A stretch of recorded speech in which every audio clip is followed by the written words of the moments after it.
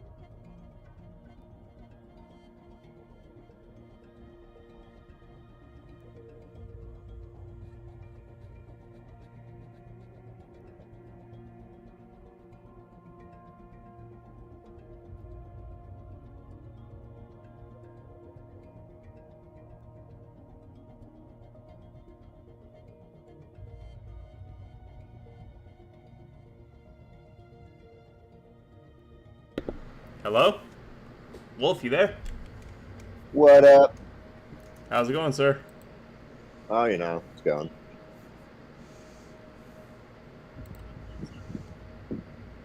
So why'd you all caps VC at me? I don't know. It wasn't intended to be read as an alt cap. I was just letting you know I was here, Oh, okay, gotcha. as opposed to waiting, 2 hours before you're like, "Hey, you want to jump in here?" Sure, I'm right here. Have been the whole time. Yep. Well, it works better when you let people know things like that. Which is exactly what I was doing. So, I won't end up being on too long because I got to go back to work tonight. Friggin' leadership aw, rounds. I got to be there aw. from 11 to 2. But we're roasting Aaron and his viewers tonight. I know, I'm kind of bummed.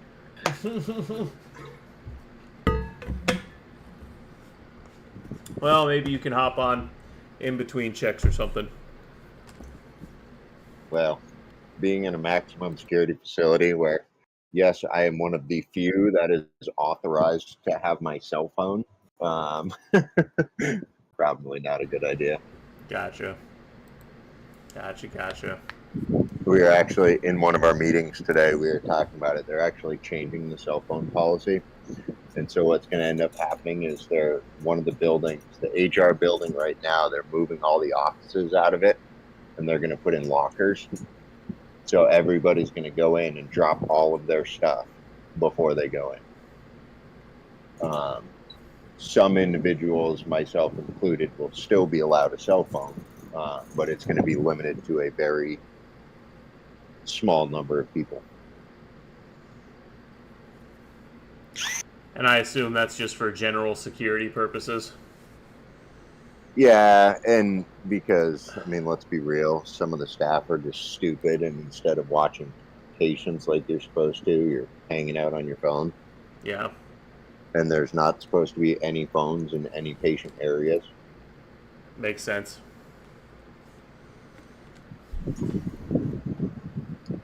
How's it going, Maru? It's good to see you.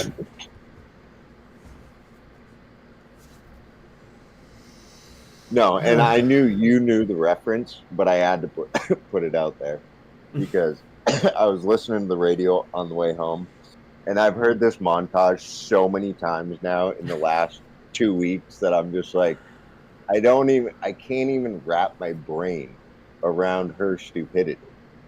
Well, that's your fault for having the radio on. That's the first place you done Oh, no, goofed.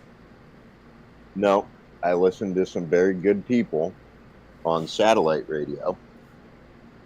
I literally pay for it for the sole purposes of being able to listen to them. He said, "I literally pay for it." All right, fair enough. Fair enough. And if I could pay for only one channel, I would, because I don't listen to the rest of it. Right. Who are you listening to, if you don't mind me asking? I really like Mark Levin. I like Andrew Wilkow,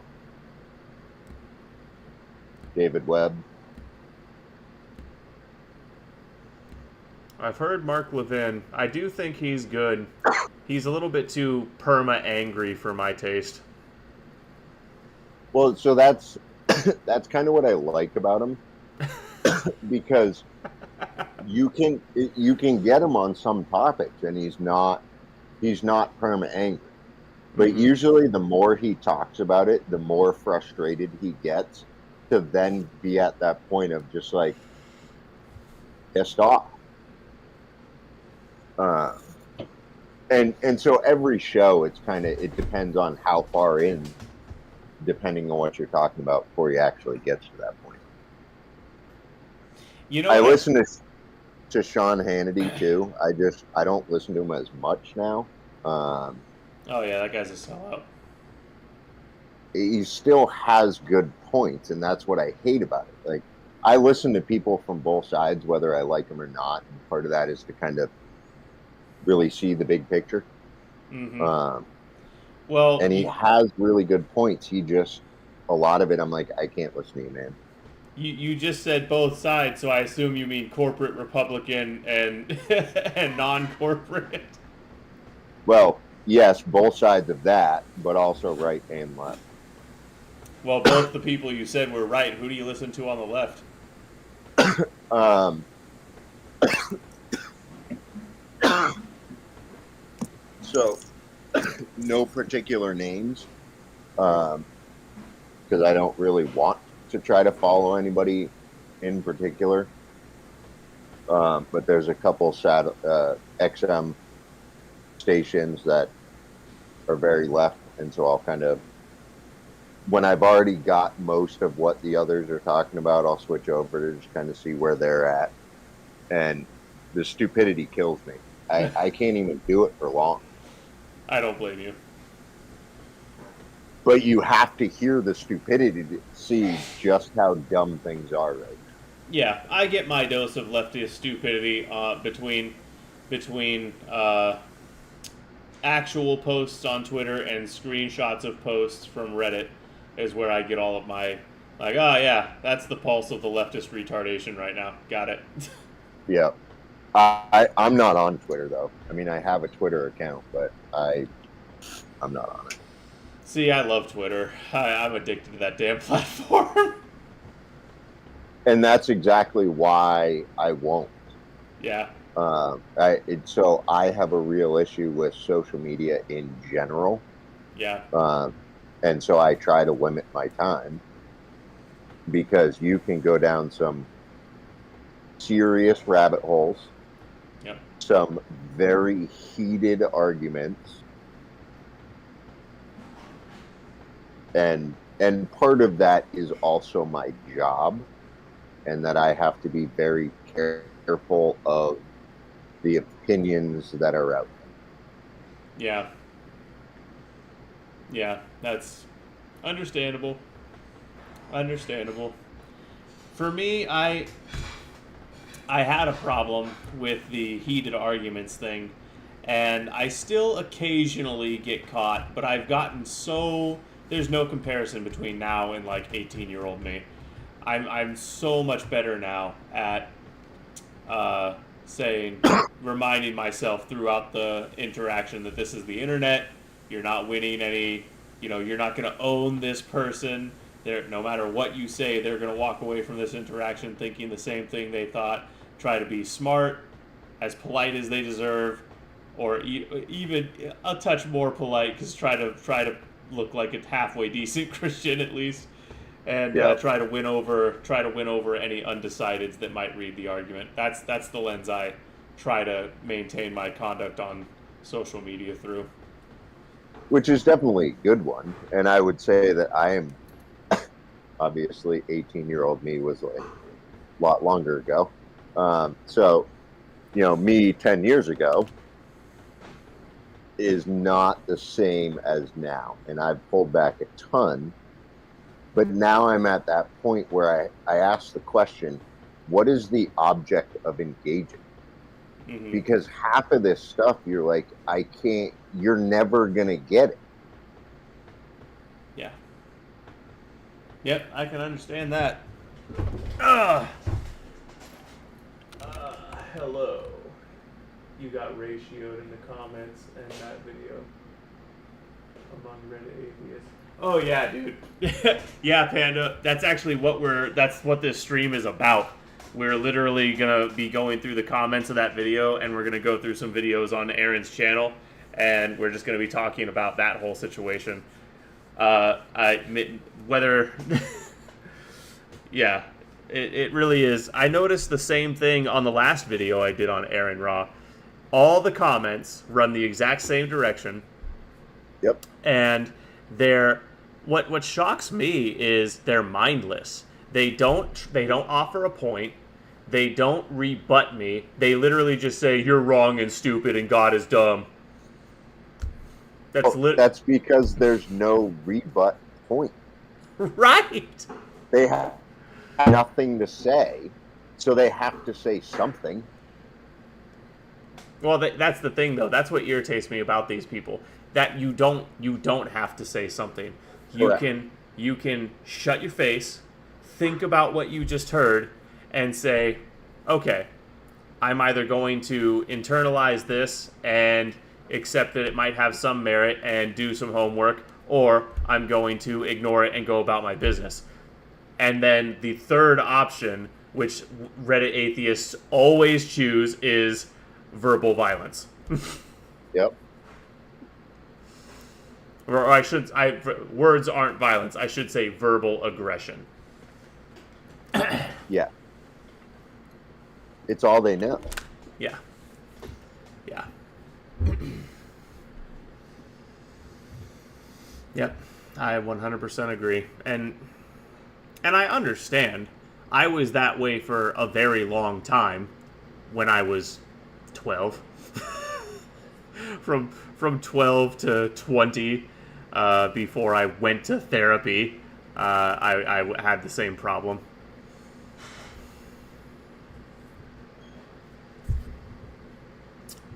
Yeah. So when do you think you're going to be taken off, Wolf? I don't know. I've been trying to decide. So the advantage is I'm a leader. So I kind of get to choose my time. Mm-hmm. The disadvantage is I'm a leader, and therefore I have to go put in some time. I was shooting for 11 to 2. Hey, hold that thought. I need to see. 1 second. I need to see if that's a YouTube comment from David. Are YouTube comments popping up on my? No. Weird. Why isn't that popping up? It's not a kick comment. It's not. That's weird. Twitch must have blocked it. But it still came through on. That's so weird. Twitch blocked that comment from actually showing up in chat, but the streaming software still caught it. That's kind of interesting. Hey, David. There's a lot of Reddit atheists on YouTube, and YouTube's management skews left. It's easy to build an audience on YouTube if you're left of center. This is a documented, verified thing. Your comment is worth less than nothing. Just so we're clear. Have a nice day.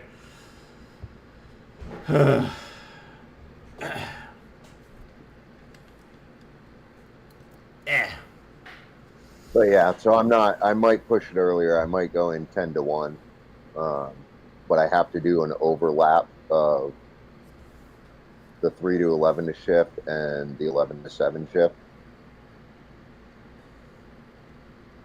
I don't have to, but I would be smart to, because that would save me going in another time to meet with the other shift. Don't like meeting with the other shifts? No, it's more about the time management. Like, I have to meet with them, but if I'm going to go in outside of my hours to do it, it only makes sense to do it at a time where I can hit both. Right. So, I don't know. So that means I should really probably go get ready to go.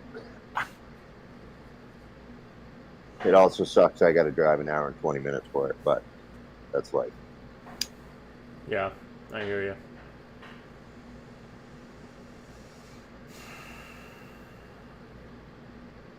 Yeah. Yeah. I've been fighting some good battles, pissing a lot of people off, and building respect out of a lot more. So when you say good battles, I take it you're referring to the system at your job and potentially making some improvements to how things are done? Yes. Good. Some people don't like change, but I will make it better. And most people don't like change. I will force your hand into it. Yep, I concur. When change needs to happen, what frustrates me, one of the things that frustrates me about humans more than anything is the propensity towards being resistant to change, even when there's absolutely no evidence that you should stay the way you are, or that things should stay the way they are. I've never understood that. Oh, absolutely. And I would even take it one step further than that. And I would say people don't even want to change when they see the positive of the change right, and no reason to not do it. right. And what's even more frustrating about that is, to a large extent, I'm one of those people. That's go ahead. Sometimes I can see where it's appropriate. Yeah, I'm talking about I will often find myself resisting changes that would be 100% beneficial, and I know that, and I just can't bring myself to do it for whatever reason. Well, so there is a serious question you have to ask yourself in that, because I run into this at work all the time. What is preventing you from making that choice? Does it violate your ethics? Does it violate your morals, your values? Wolf, you're asking. Remember, I've been through therapy. I'm a little bit more evolved than the average hick. I'm talking. Oh, I know. I'm perfectly capable of asking myself these questions and saying to myself, "Yeah, no, I'm just being a stubborn asshole." Well, I've found a lot of times recently where that's what I thought. But then when I really looked at it, I was like, no, I mean, that is a violation of my ethics. I can't, in good faith, allow that change to happen. Mm. So you're saying at surface level you thought that it wouldn't, but then when you actually more deeply considered it, you actually found something. So are you Yeah. saying that maybe sometimes when we are resistant to change for a reason, for seemingly just being stubborn, it's our subconscious trying to protect us? Yes.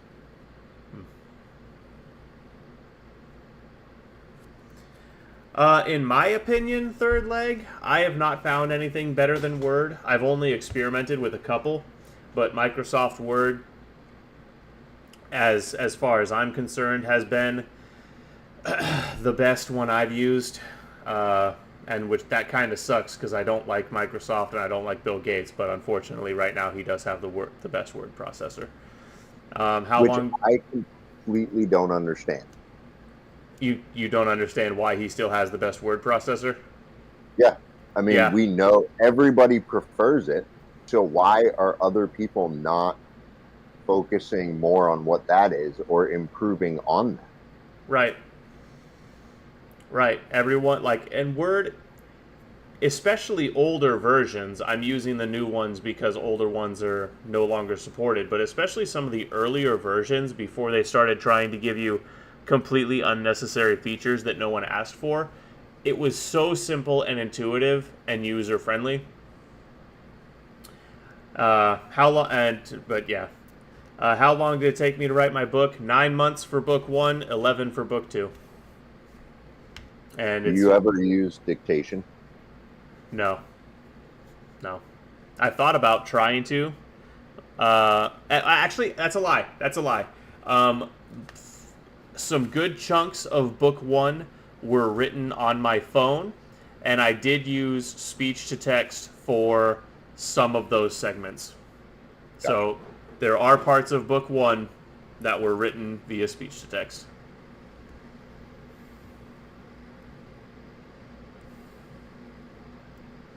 Yeah, I've never tried Scrivener, third leg. Never have, and don't particularly plan to. I've never heard anything that was a particularly compelling reason to try it. Like you can organize all of your characters and their aesthetics and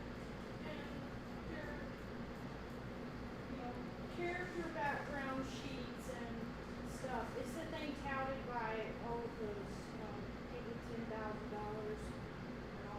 Yeah. Yeah. It doesn't surprise me that the fake writers would push that shit. 1 second again. I'm going to switch this back. I'm going to switch this back to kick. So I can see if Panda says anything.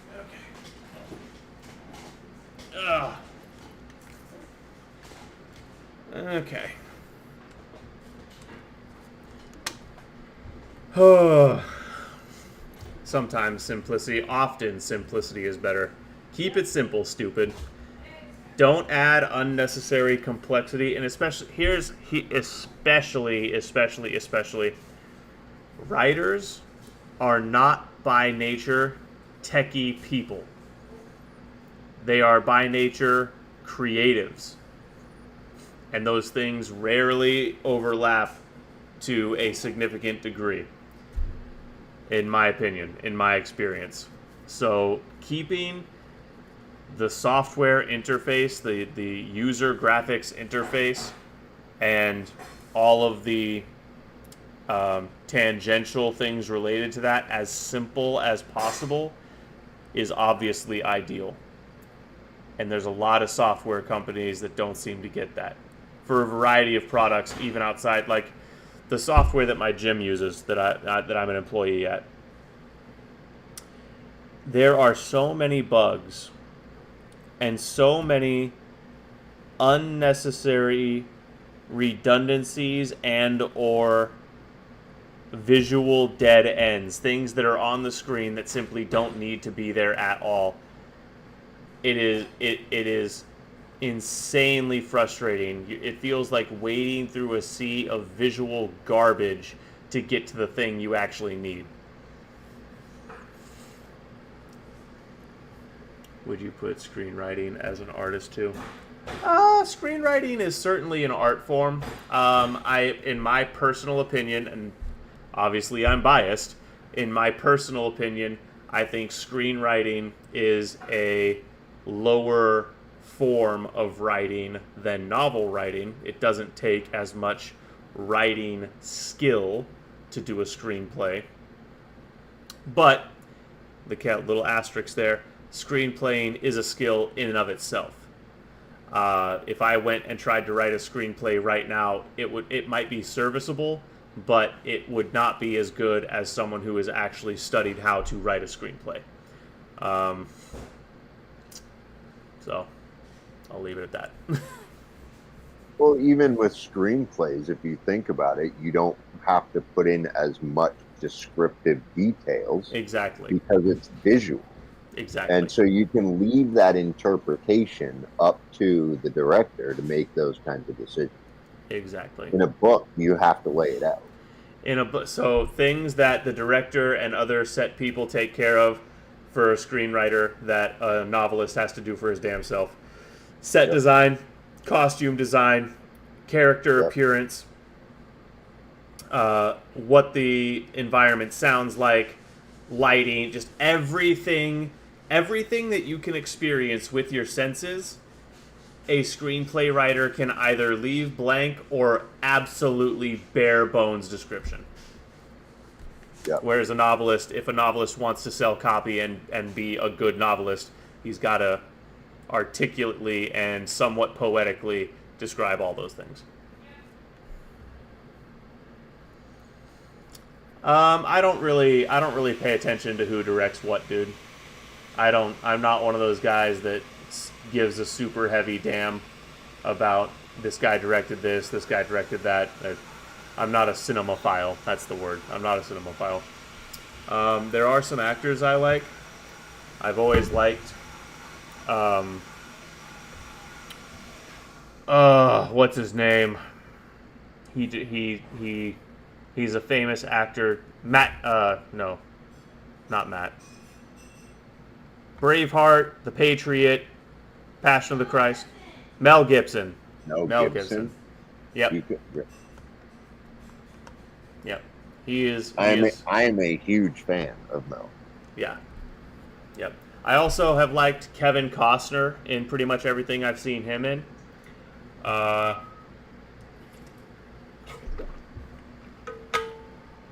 Waterworld being no exception. A lot of people dump on Waterworld.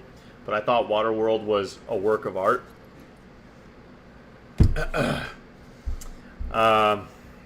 Jim Carrey, I'm a huge Jim Carrey fan.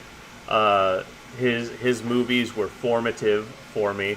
I got a lot of my personality beats from his movies. A lot of my. You said yep. Do you notice the Yep. through line? Me too. I mean, great movie. Which one's a great movie? All of his early stuff. Yeah, I'd agree. I don't think I've seen one of his earlier things that I didn't like. I would agree. Have you ever seen The Number 23? I don't know if I have. Okay, so it's not one of his earlier things. It's only, I think, maybe 10 years ago now, but it's one of the few movies where he's not doing a comedic role. He's not funny at any point, and it's a great movie. It is a phenomenal movie. I'll have to check it out. Yeah, it's a murder mystery, and it's outstanding.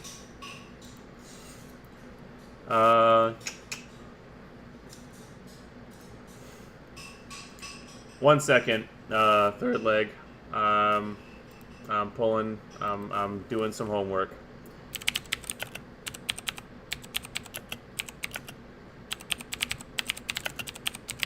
Well, I'm gonna go get ready for work. I'll have you on in the car.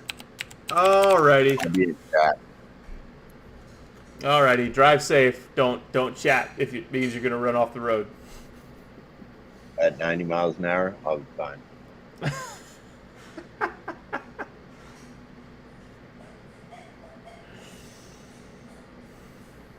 We'll see you on the flip side. Yep. Much love, my friend. All right. Go ahead and hop out of this.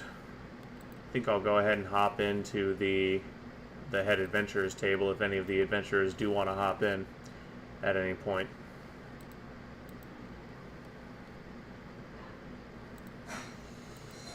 So to answer your question, third leg, 1 Corinthians 6:18, flee from sexual immorality. Every other sin a person commits is outside the body, but the sexually immoral person sins against his own body. And remember, God is our temple, so that's in a way, that's just as egregious as when they were defiling the temple with gambling and money changing, and Jesus whipped them. Because remember, our body is God's temple. Jesus whipped people for defiling the temple, and 1 Corinthians says sexual immorality defiles your body. Ever written with a typewriter? No. Then we have Proverbs 5:8. Keep your way from her and do not go near the door of her house. Pretty straightforward. If you're tempted by lust, do your best to avoid it. And I know in the modern world, man, that is super hard.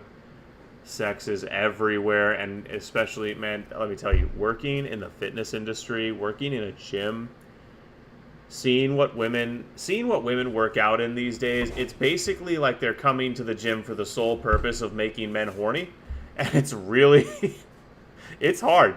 It's frustrating. So, but yeah, avoiding unnecessary, gratuitous sexuality to the best of your ability. And there's something to be said for strategic exposure, I think. If you know you're going to crumble, exposing yourself to the least degenerate thing that will kind of scratch the itch. So, instead of porn, a Victoria's Secret catalog, something, you know what I'm saying? To try to, sort of a wean yourself off approach. And I could keep going if you want.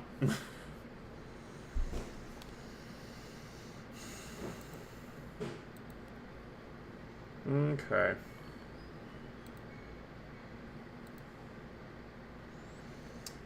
Alrighty. I ended up loading up a bunch of tabs of random shit that I want to watch, but we're probably only gonna get to some of it because I want to go attack Aron Ra. According to your Gospels, This Mark. first. No, not so I have according a to tab my use. Gospels. No, let me correct you. According to Okay. the Gospel that your fake prophet confirmed to be from God. Surah Al-Ma'idah, chapter 5, verses 46 to 47. Surah Al-Ma'idah, chapter 5, verse 66 and 68. Surah Al-Araf, chapter 7, verse 157. Speak disrespectfully and I'm going to embarrass you. According to the Gospel that your fake Antichrist prophet confirmed to be from God. And when you tell me the Bible's corrupt, you're proving to me Muhammad is a fake. Did you read 547? So let the people of the gospel judge by what God has revealed in it. What's it? And those who do not, it is the gospel. Read 43 to 45. But why do they come to you for judgment when they already have the Torah containing God's judgment? I love how this dude can say, read blah, blah, blah, blah, blah, blah. Now read blah, blah, blah, blah. His encyclopedic knowledge of the word it's really impressive and kind of scary in some ways. It even says to the Jews, why are the Jews coming to you, Muhammad? Let them stick with the Torah. So why are you now telling me and the Jews to judge by your Quran when your Quran tells you to tell me, Christian, you judge by your gospel. Jew, don't come to Muhammad, judge by your Torah. So why are you contradicting your Quran? According to your Gospels, Mark. 1 second. I want to check what Panda said. Panda, can you still not type in the Twitch chat? In your opinion, what causes militant atheists to have such arrogance? For example, I know a high school dropout leftist who said Jordan Peterson doesn't understand anything. Yeah, I was thinking about this. I was doing some mental rehearsal, mental discussion with myself, thinking about this stream and what kind of stuff I was going to talk about in relation to that phenomenon, Panda. Panda, just give me anything over there to know you're still listening, because I don't want to answer your question while you're not there. Just like a string of letters or something.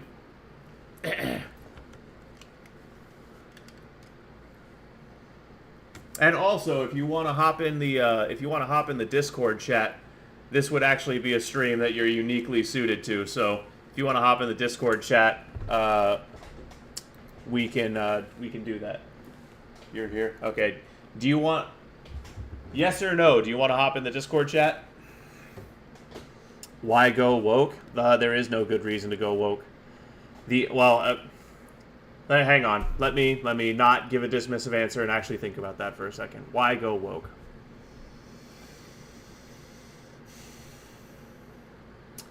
If you are someone who is highly agreeable and, well, not even necessarily highly agreeable, but highly agreeable would play into it.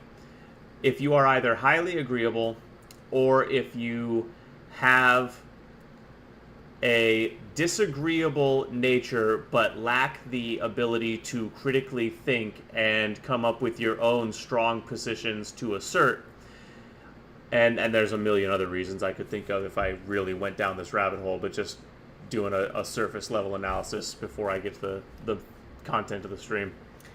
In either of those situations, you benefit strongly from having a pack or a herd to rally around you and for you to rally around, and it's sort of a crowd proof, a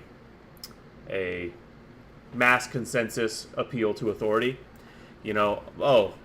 All these people believe what I believe, so clearly I'm right, kind of thing. The more people that believe a thing, the more likely it is for other people to believe it. And if a large enough group of people believe something, it legitimizes the idea regardless of whether or not the idea actually has any merit.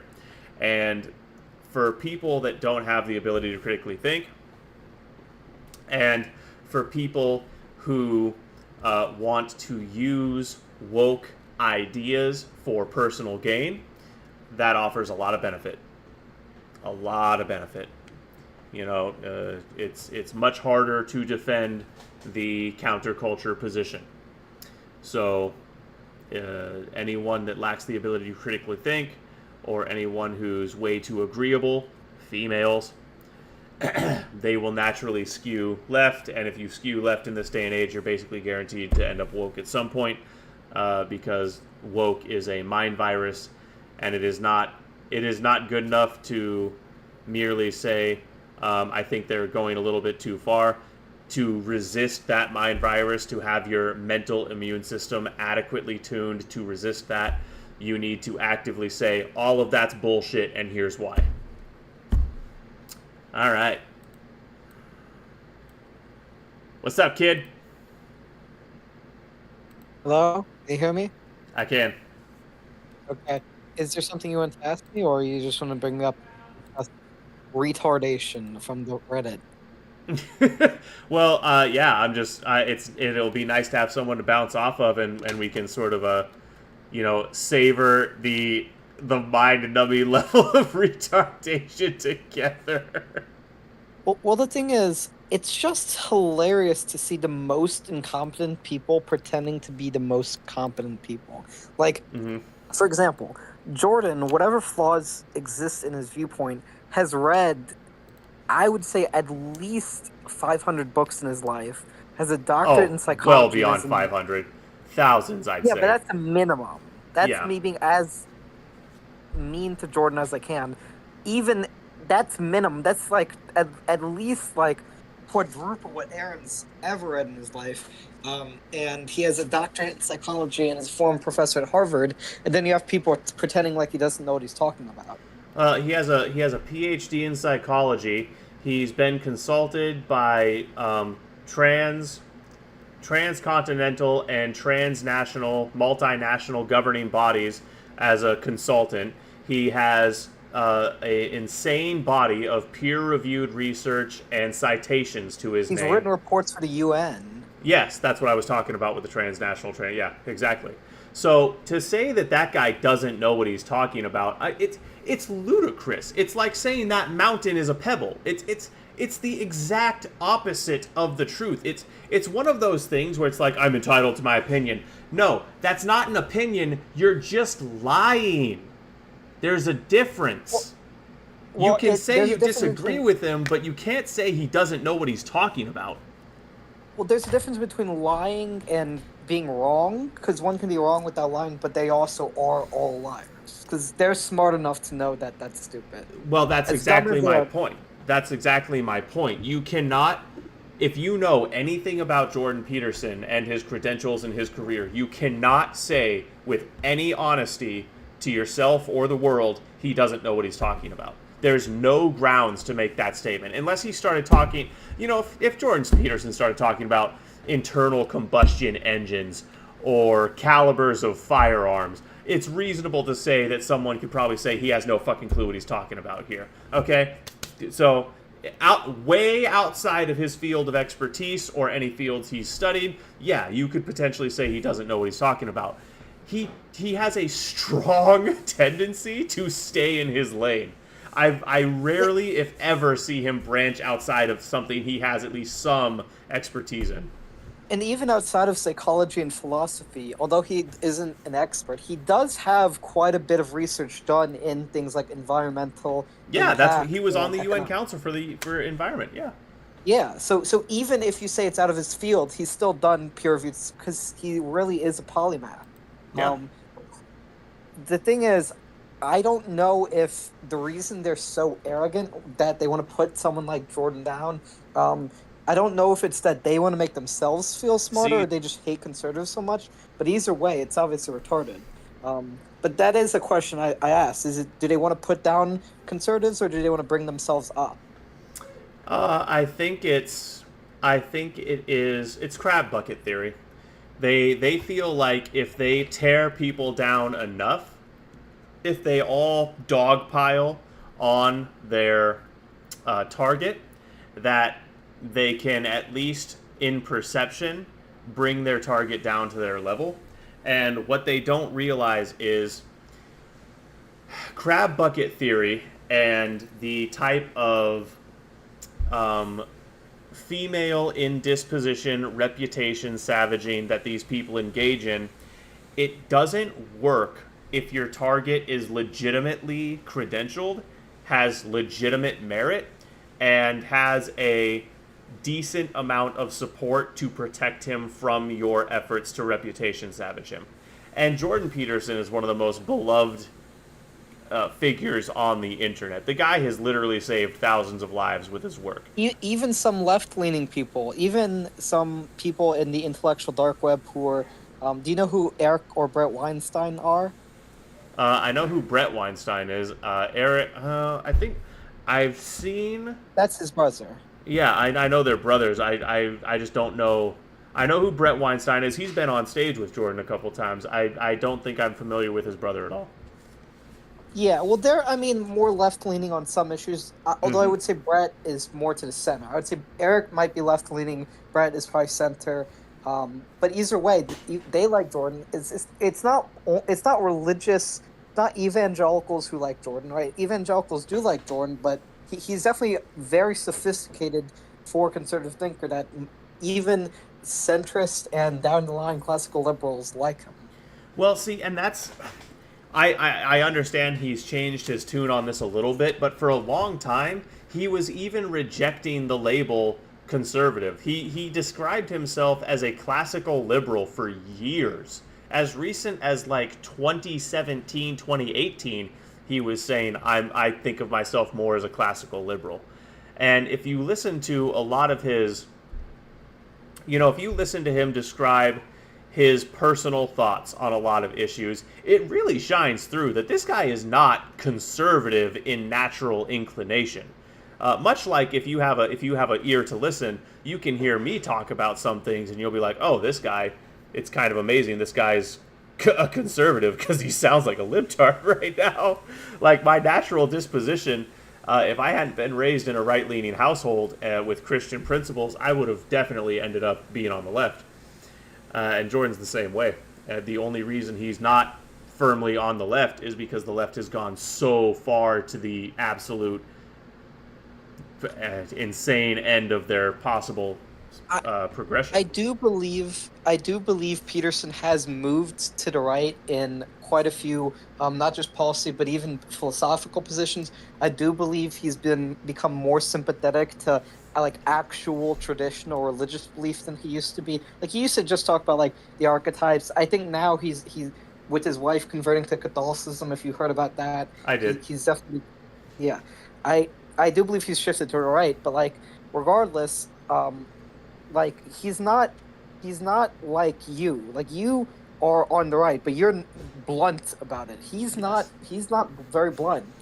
Yeah, he definitely is subtle. There's no he's subtle, and I wonder this about him. I often wonder if he's deliberately obscure to sort of protect himself, or if he is genuinely trying to articulate the fact that he's in a way somewhat ideologically homeless. I would say it's more so the latter. I don't believe he's dishonest at all. I do believe this is his genuine belief. It's just I think he comes from an academic background, and academics tend to be a lot more wordy than average people. I'd agree. I think you're basically right. But like Aaron, so Jordan Peterson I've watched like 3 or 4 at least. Probably more Jordan Peterson lectures about Kierkegaard, about Nietzsche, about Dostoevsky, about Jung and psychology, and it's like you have Aaron, who has a bachelor's in like nursing or something from UT, and he has very baseline surface level arguments, and you have Jordan going on about like hours long lectures about like the deepest thinkers in the Western canon, and it's like.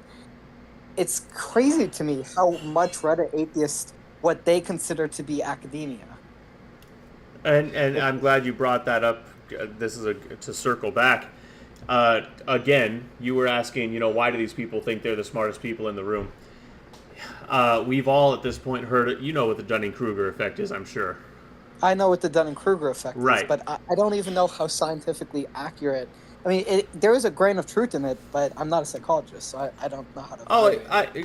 I believe. Oh no, I don't think actually. Now that I'm searching my memory, I don't think I've heard Jordan talk about it, but I have heard some people with some credentials talk about it, and it's definitely not. It's not an invalid concept. We'll say it that way. There are people that know what they're talking about that have talked about it and had talked about how it has some merit for understanding this phenomenon. But beyond the mere basic analysis of the Dunning-Kruger effect, what I think a lot of people miss is it actually goes both ways. People on both ends of the extreme, on both ends of the bell curve, the below the average and the below average, and the really super smart, both fall prey to a Dunning-Kruger-esque effect where they cannot be talked out of their beliefs. Now, obviously, for the average and below average, it's because they're just, as the Dunning-Kruger effect describes, they're too stupid to realize that they have no idea what they're talking about.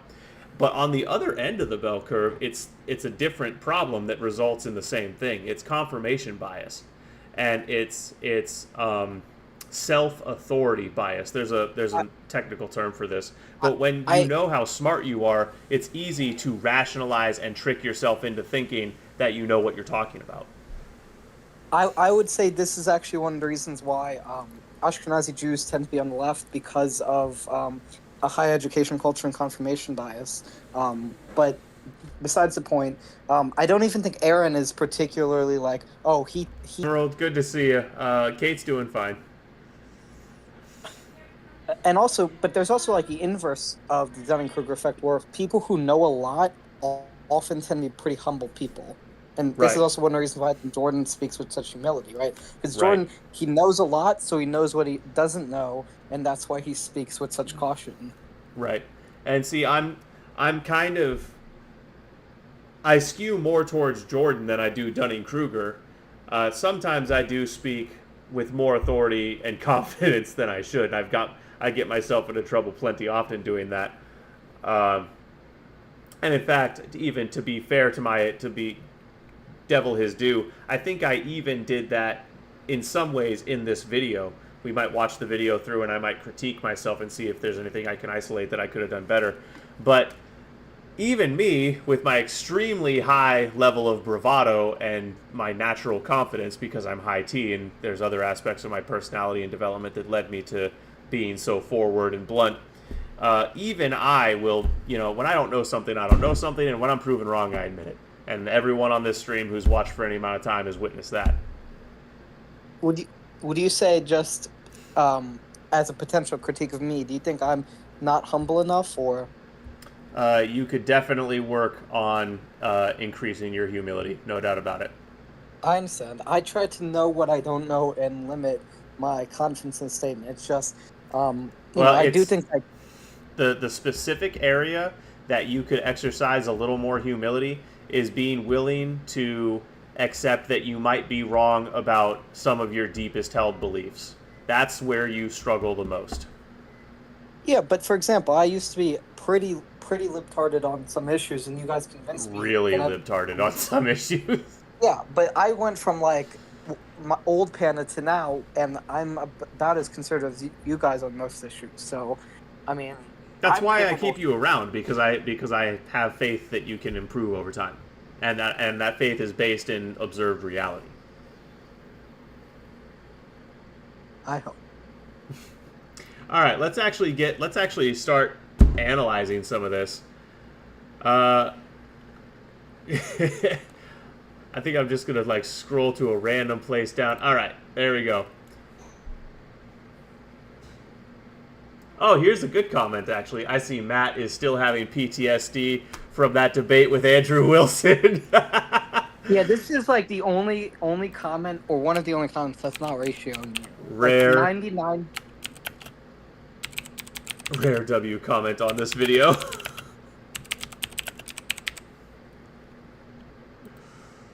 Like 99% of here is against you. Yeah. I'm actually pinning that just because it was so good. Except for his racist ass shit. We know, Twisted. We know you have your axe to grind. I understand. And believe me, it's... Yeah. But we're not talking about that right now, Twisted. We're uniting against a common enemy right now, okay? Dude, I feel you, Emerald. There was a month ago when we were having that solar storm, I could not sleep for shit. Come in the chat and ask him yourself. I love that. So here, does anyone in this chat think that me saying Aaron instead of Aron did, like, am I the asshole? Be honest. Listen, you're not the asshole. You could have been more polite by saying Aron instead of Aaron, but it doesn't matter. But legitimately, before that stream, I didn't even know it was pronounced Aron. Yeah, I mean, either way, even if you knew that, it wouldn't matter because he's much more of an asshole to you. But I mean, yeah. That Nick Burns comment on screen was my fight. Nick Burns. Let's see. Oh shit. That's funny that I literally just like clicked my scroll wheel and random scrolled down. And it's funny that landed on screen. Let's see. Every single argument for a god has been countered with a logical argument or a scientific one. Oh my god. Just because it's been countered with a logical argument doesn't mean that, or just because it's been countered with an argument doesn't mean that argument's logical. Well, and just because it's been countered with an argument doesn't mean the counter argument won. Oh, every single argument for God has been countered. That doesn't mean they won or that they had any merit. Like, what the hell? See, that's exactly what you were talking about earlier, Panda. The surface level analysis. The bare minimum level of study into the subject is so indicative of the Reddit atheist. Oh, I glanced at all of the Christian arguments, and then I Googled to see if there was a counter argument to the one that I didn't know there was a counter argument to, and I read the cliff notes of the counter argument. I mean, these people think Sam Harris, who's a neuroscientist, is a philosopher. Say one more time. These people think Sam Harris is a philosopher. I know. Oh my god, I know. Well, it's like I always say, Sam Harris is the idiot's intellectual. If you think Sam Harris is wise or has anything, particularly insightful to say, you're egregiously stupid. He has criticisms of Islam that are good. He's not egregiously woke, even compared to Aaron, but like... Hang on, Panda. Kate wants... I said, which is why I think Matt was so humiliated by getting backed into a corner by him intellectually, and that's why he wanted to throw him off the stage. Yeah, it's like, god damn it, even the idiot's smarter than me. Yeah, I'm sorry to interrupt you, kid. Go ahead. What I was just saying is he has some criticism. He's critical of wokeness to an extent. So, like, maybe on, like, he sometimes criticizes the SJWs, but, like, other than that, he just a complete F. Right. Deepest he gets is declaring the universe eternal. Are you talking about Matt or Aaron or Aron or Sam? I think you're probably talking about Sam with that. And here's my thing about the eternal universe thing. That is a wildly speculative theory that has no real legs to stand on except some fancy math. Nicky boy.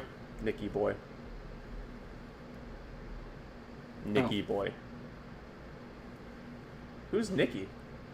Oh, Nick Burns. Oh, okay. Because in the reply thread. Right. Thank you, Panda. Right. Okay. Well, let's. I'm kind of curious to read through this now. Okay. Maru says, explain the creation of the universe then, because the best science has done is trace it back to a singularity and then admitted they don't know what caused it. Use a logical argument or scientific argument to explain the creation of the universe. Okay?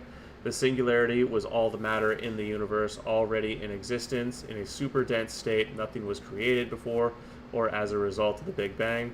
It was simply an expansion of what was already there. A nice, simple, logical explanation, completely devoid of wishful thinking, invalidating the need for a god. Yeah. How does that have any more evidence? How does that have literally a shred more evidence than God creating it? It doesn't. That's exactly the thing. Yeah, that's... That's Reddit atheism. That's Reddit atheism. The Big Bang happening, which I think I'm not confident the Big Bang did happen, but there's certainly a lot of evidence that says it did. There's a good logical thought based on what we can, a logical through line based on what we can observe that says the Big Bang, high likelihood it happened. It's definitely the best guess we have right now, in my opinion, based on my knowledge. So, but yeah, saying the Big Bang happened so God doesn't exist is no. Yeah, that's a non sequitur. Try again. That's just the expansion of the material that existed into the current iteration of our universe. But that doesn't say anything about what happened, what created that material to begin with. Exactly. Right? Because there's no way to trace below that. And like they might say, well, we don't know what happened before the Big Bang, but because we don't know, why not just be agnostic about God? But like, if you're actually agnostic about God, you wouldn't be a militant atheist, right? Because you'd at least say there's some credibility, given the societal benefits of religion, to having it as a metaphysical basis. But like, they don't believe in pluralism. Right. And see, that's exactly what I said in the video. We've all seen the video. That's exactly my point. It's like, look, if you come to me and you say, I don't have any proof of God, so I have to be an agnostic, I can respect the hell out of that. I respect a man who says he doesn't know. That's fine. Being an atheist, especially this stripe of atheist, the entire thing is predicated on I am sure God does not exist. And you can't say that. Even Matt calls himself agnostic, but it's not believable because he has an entire show dedicated to atheism. The fact that he spends so much time talking about the flaws with the religion, like you can call yourself agnostic and you can say I'm open to God, but if you have such a one-sided way to approaching the issue, then I don't believe you at that point. Right. To Twisted's question. Twisted says, guess my question is, and I read your question before I said it, and I've thought this myself many times. If everything has to be created, who created God? And then, who created God's God? Etc., etc. I have two things to say about that. First of all, the Bible is pretty clear that God is eternal, and I've often wondered that myself, like, does God have a creator? Does God have parents? Is God a member of a species of which there are other members? And God is simply the God of our universe, which would make him the only God, and therefore the Bible could still be true. Well, although that feels heretical when I say it. but to get more back on track with what I actually believe, and what I would actually like to posit to you, Twisted, you're willing to believe that the universe is eternal. I've heard you express that idea. I've heard you espouse the theoretical physics possibility that the universe is eternal. So let me ask you, Twisted, why are you willing to buy that the universe could be eternal, but not God? That's cognitive dissonance, my friend. That doesn't go through. Sorry. I mean, I do believe it is heretical to say there are other gods. Like, I mean, by definition, if God is one, it's an interesting question, but the thing is, God is a metaphysical entity, and assuming we can have something which is metaphysical that is not constrained by the laws of the physical universe, then God is exempt from the law of causation. Correct. And well, like I said, that's why it feels heretical to say. I'm glad I brought you on, Panda. You're very good at the high level articulation. That's something I really need to work on. I understand the high-level articulation, and if I sit down and take my time to construct it, I can do it. But for you, it's much more automatic. Well, I don't think it's that I'm smarter. It's just, although you're more confident, I'm better at articulating things in a way the average person doesn't. And I think that might be due to, like, an autistic focus. It's the autistic focus and the fact that you saturate yourself in the high-level thinking content so much. Yeah, I mean, I watch and I read a lot about philosophy and stuff, but anyway, back to Dread. Well, I'm just going to answer Twisted here. Twisted, I don't believe in metaphysics at all, so that argument holds no weight for me. Bro, I mean, we've gone on this merry-go-round plenty of times. I'm not going to spend too much time rehashing it with you because we have subject matter that we're actually trying to cover tonight. But just because you don't believe in metaphysics don't mean they aren't there. And respectfully, I say this at respecting you and in full appreciation that you are smarter than me. People smarter than you say the metaphysics are a thing. And I personally think they are, and I think there's extremely good philosophical and logical argumentation to demonstrate they are. Consciousness is the best argument, in my opinion. Sorry, there's absolutely no evidence that consciousness arrives as a natural phenomenon from the way our brain is constructed. If that was the case, a lot of animals would be conscious to the degree humans are. There's a lot of animals that have brains that are bigger, have more neurons, etc. So, sorry, metaphysics basically has to exist or human consciousness wouldn't. That's where I land on that.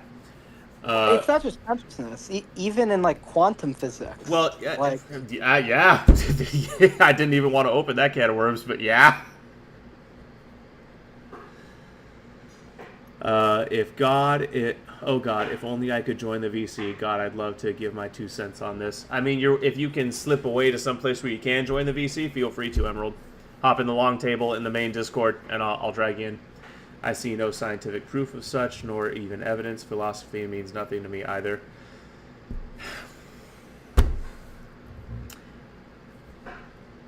We'll have to agree to disagree, friend. Love you anyways. This is being too smart for your own good. Yeah. Yep. It's being on the opposite end of the bell curve. It's the opposite but equal outcome. Opposite cause but equal outcome of the Dunning-Kruger effect. Exactly, Panda. It's amazing how some things you can be on the opposite cause, the exact opposite thing causing the same phenomenon to occur. Don't you love life? Do you believe I have a similar phenomenon like that? Well, I'm not saying this to be mean, not saying this to deride you. You're literally autistic, so it's a weird amalgamation of the two. Fair enough. But that's not I don't take that as derision. I think of it as a special ability. And that's okay. I love that. Bro, Everybody that's not deriding. That's my superpower. That's good. Yeah, nice. I like that. I like that a lot. Okay. All right. Okay. Nick Burns answers back. Sorry, go ahead. Did you already read the singularity was matter? That's what I'm getting to. The singularity was all the matter in the universe, already in existence, super dense state. Nothing was created before or as a result of the Big Bang. It was simply an expansion of what was already there. Nice logical explanation, devoid of... yeah, so I did already read that, my bad. And then Maru says exactly, cuts right to the point, deliberately missing the point, where did that matter come from? Exactly. And they talk around the point that you make as they did when I called them, because they know they don't have an answer. It was already... And then Nick says, it was already there, proved that it was actually created. Maru... Once again, no matter how much you want to try and ignore it, what created the universe? Congrats, you dragged the timetable all the way to the beginning of the universe, but what created the universe? Just because we can't think of a way to create or destroy matter doesn't scientifically doesn't mean God couldn't create matter and the universe, so stop dancing around the question and answer. If there is no God, how is the universe created? And that's one of the things. I've talked about this quite a few times. You're just saying it's eternal, but it's not in congruence with all the logical laws of identity and causation we have observed, right? Everything has a cause, and there's no such thing as an infinite regress. You can't have an infinite series of dominoes. That's logically impossible. Right. So to say it's eternal or infinite is just a non-answer. It just is ignoring that logical law of causality, that limiting principle. Right. I'm going to watch this later. Okay. And damn it, you made me forget what I was going to say. All right. I didn't ignore it. You just can't answer my question. That's beautiful. I love it when they accuse you of the very thing they're doing. It's one of my favorite leftist tactics. I didn't ignore it. You just can't answer my question, or you just can't accept my answer. Learn to read, then learn to accept the fact that other people aren't required to play pretend with you. Anyway, gotta go, bed. All right, Emerald. We'll catch you later. Thanks for being here. What created God, and how did this God create the universe? Answer those questions, and then you'd really have something to chew on. If matter cannot be created or destroyed, that strengthens the argument that the universe and everything in it are in fact eternal. Okay. Yeah, but that's assuming God is bound by the laws of physics. Well, it's not actually. No, it's not assuming that. It's ignoring. It's ignoring the fact that our universe is, in fact, bound by the laws of physics as we have observed them. And it is ignoring the philosophical and logical argument of causation that you've talked about a few times now.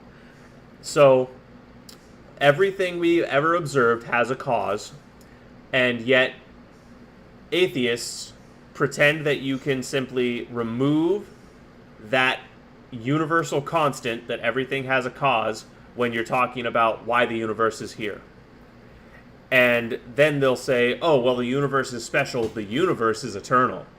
But then when you say, okay, well, how about instead of breaking the rule and making the universe eternal because we don't want to admit there's a God, how about instead we do the much more logical thing and say there's a power that exists beyond our understanding that put the universe here that's actually eternal? Because that's much more logically consistent. Yes, because a metaphysical entity like God is not constrained by... Yeah, you've said that a few times. Exactly.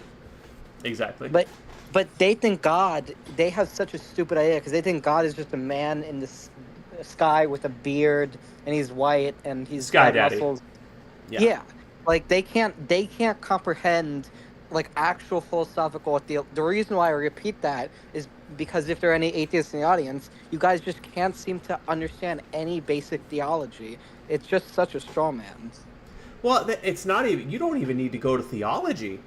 Cut theology, throw out the Bible, hypothetical here, throw out the Bible, the Quran, the Torah, the writings of Buddha, get rid of any religious or pseudo-religious or religious-esque writing. Let's go pure logic here for a second. What did I just say? Everything we have ever observed in the universe has a cause. A lot of the time, we are able to trace that cause. Science is, you could argue science is the art of tracing causes and documenting causes, okay? Everything in the universe is that way.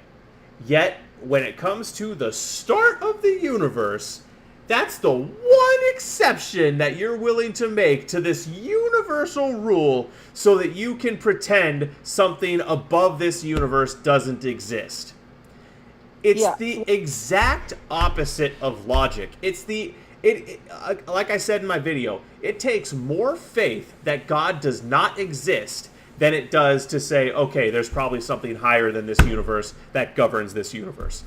And the thing is, I think there is some room for agnosticism in the question because, like, there are mathematical or scientific theories which would allow for an eternal universe. It's just as if you're agnostic about it and you say, because like the XYZ scientific theories could explain an eternal universe mathematically in a consistent manner. I'm not a scientist, so I can't explain that. That's one thing, but like to attack the theist position as if it is on the same level as like baseless speculation, that's just I don't know. It's just really grinds my gears. Yeah, 100%. That's why I take the tone with these people that I do. They're not actually intellectual. They're not actually intelligent. There's plenty of room for agnosticism. I'm going to throw the atheists a bone here. It might not even be a god per se. This could be a simulation.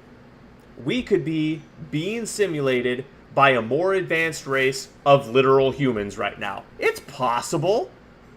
But to say that there's nothing that to completely rule out the possibility that this universe is created and that the things that we have not been able to explain have their explanation in some governing force above our universe. To rule that out completely is the height of intellectual hubris. Well, to be fair to the atheist, I have heard Matt Dale Hunter on numerous occasions say he's open to the possibility that a God exists. He just doesn't have sufficient evidence. The problem is how he actually lives his life does not reflect that. It's just, if he was like, Right. I'm going to have a conversation with theologians, I'm not personally convinced, I'm not going to live my life as a religious person, I'm not going to church, I'm not going to whatever.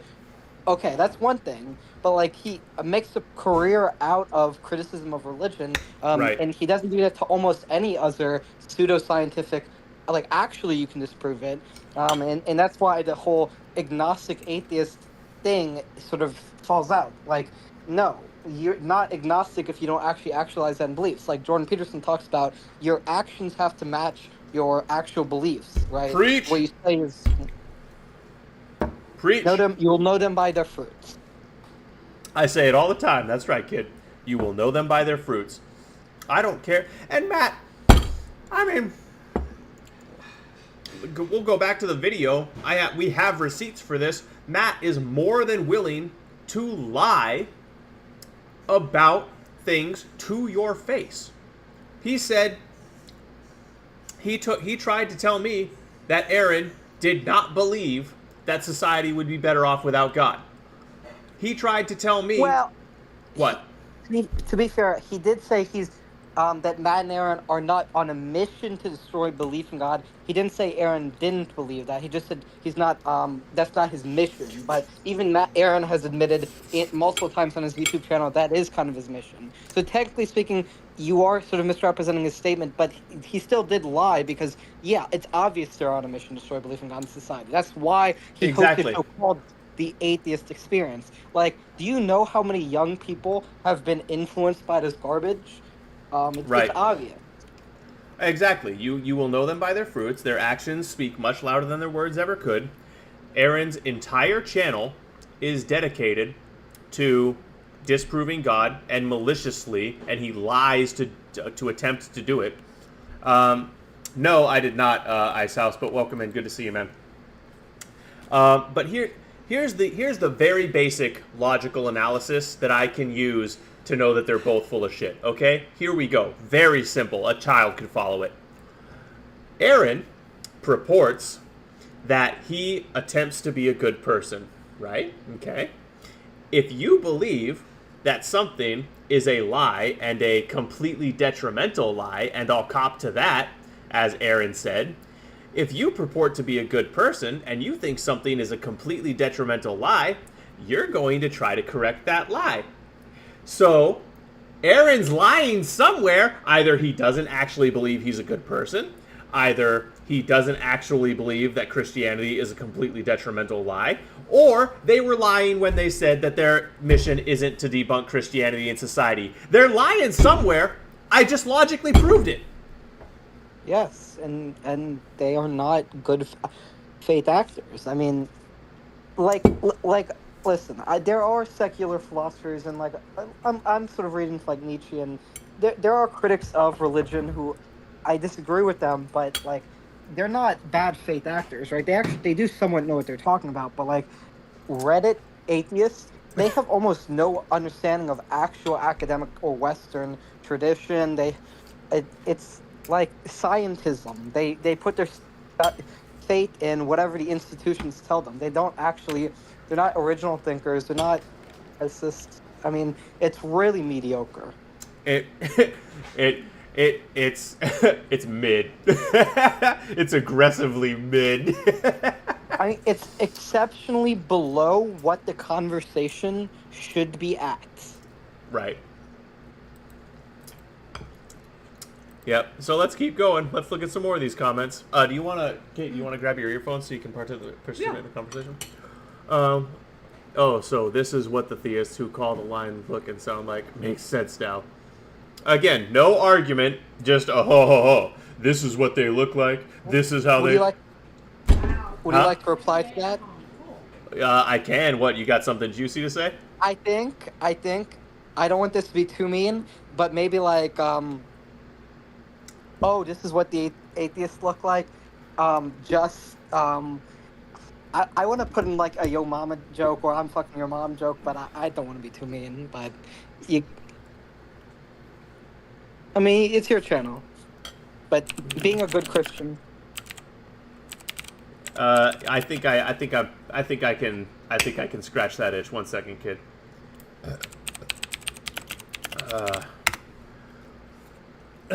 Okay, so how's this?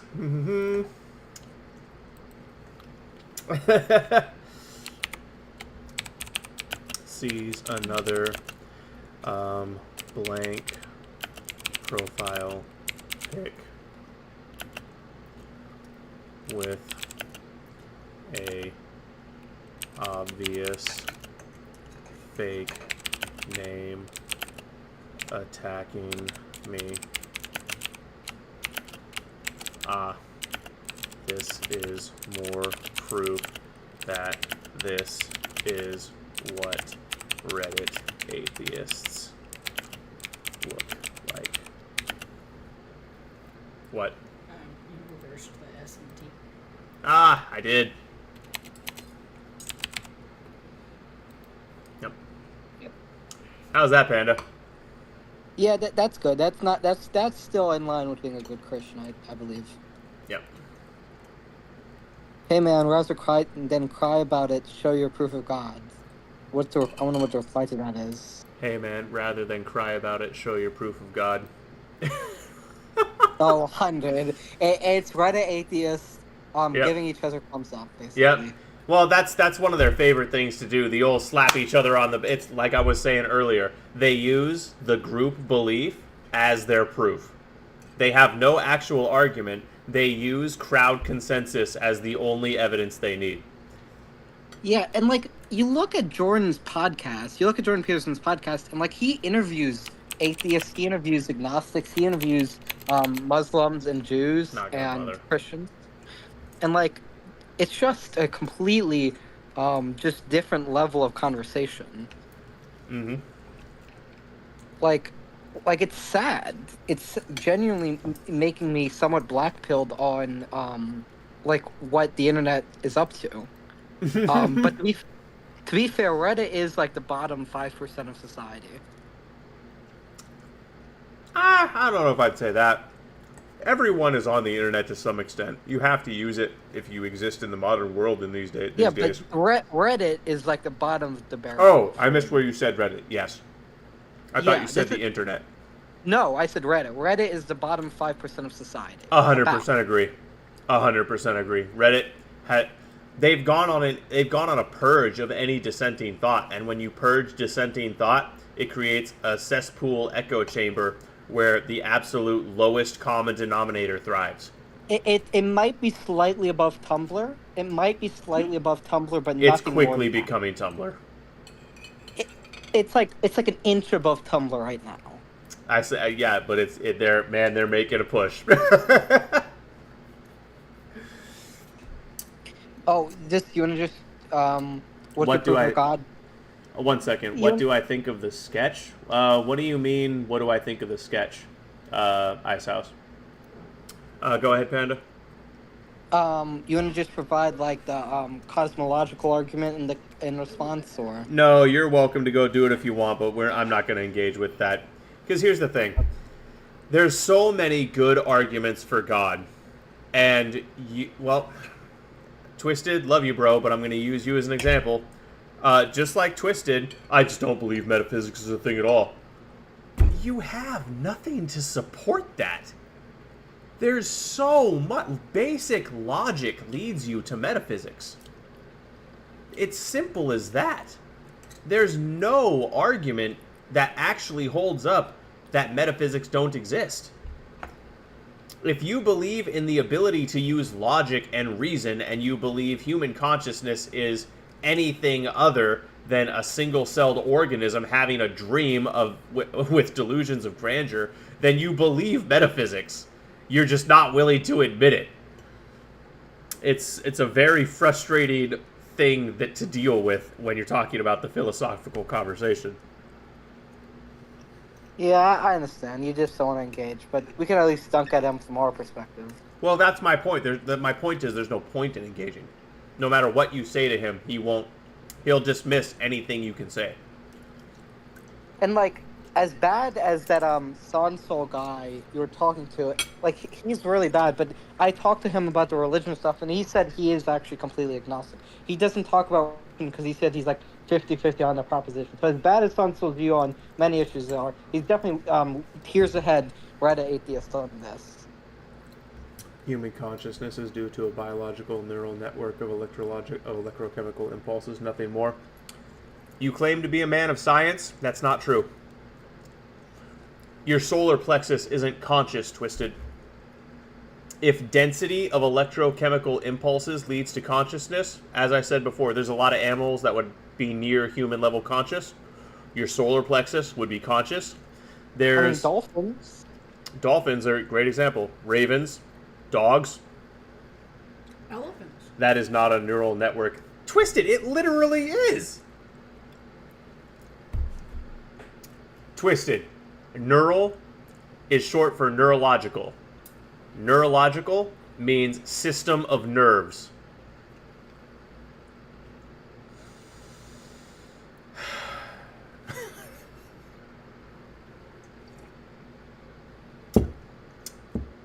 Twisted.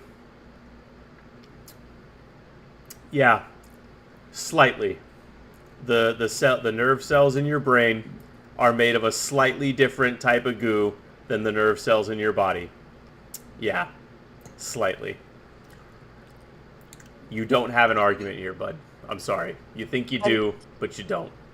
And it's even quantum physics and like the laws of logic. These are all things that are related to metaphysics, and you can't say metaphysics doesn't exist. By definition, metaphysics is the understanding of the nature of the universe beyond the material realm. It's obvious that exists. Even from an atheistic perspective, that exists.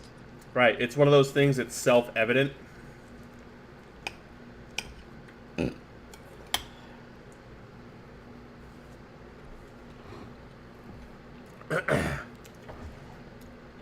Oh, we have another Nicky boy. There is nothing. Yeah, and Twisted, you're having a Reddit moment. There is nothing beyond the material realm. Consciousness is not material. You have. Yeah, consciousness is not material. Speech is not material. Ideas are not material. Math isn't material. There are things we didn't invent math. It's due to material effects.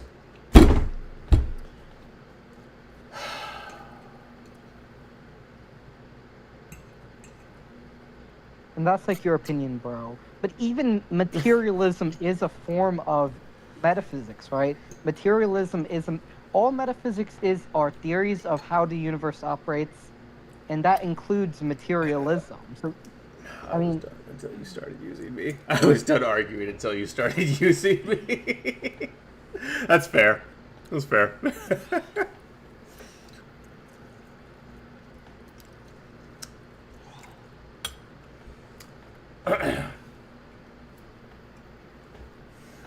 Look, Twisted, I study the brain a lot. It relates directly to my profession. It's my primary field of study, not the brain specifically, but the human body and how the body works and what makes us go. And to function as an apologist, a Christian apologist, although I hate the word apologist, I prefer to think of myself as an armamentarian or a soldier. I've studied the consciousness argument and how consciousness works and the brain a lot. There is no computational way that you can get consciousness to arise purely from the physical, chemical processes and structures of the brain.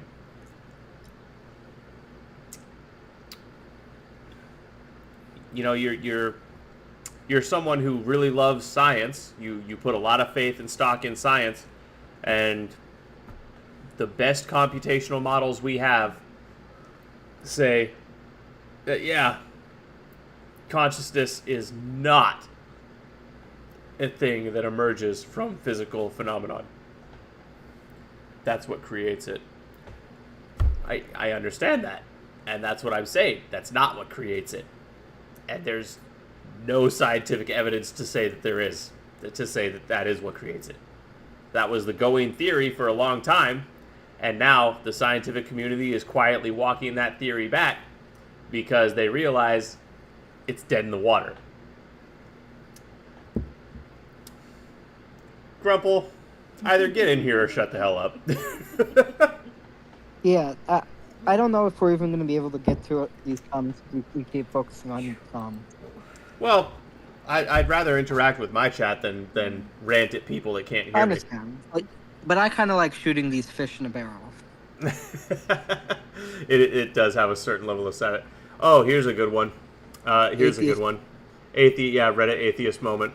God commands genocide, allows rape, and condones slavery. Jesus says he did not come to overturn the law, but to fulfill it, and that those laws are to be followed until the end times. Would you like these specific passages so you can pretend they have been misinterpreted in order to ignore my argument?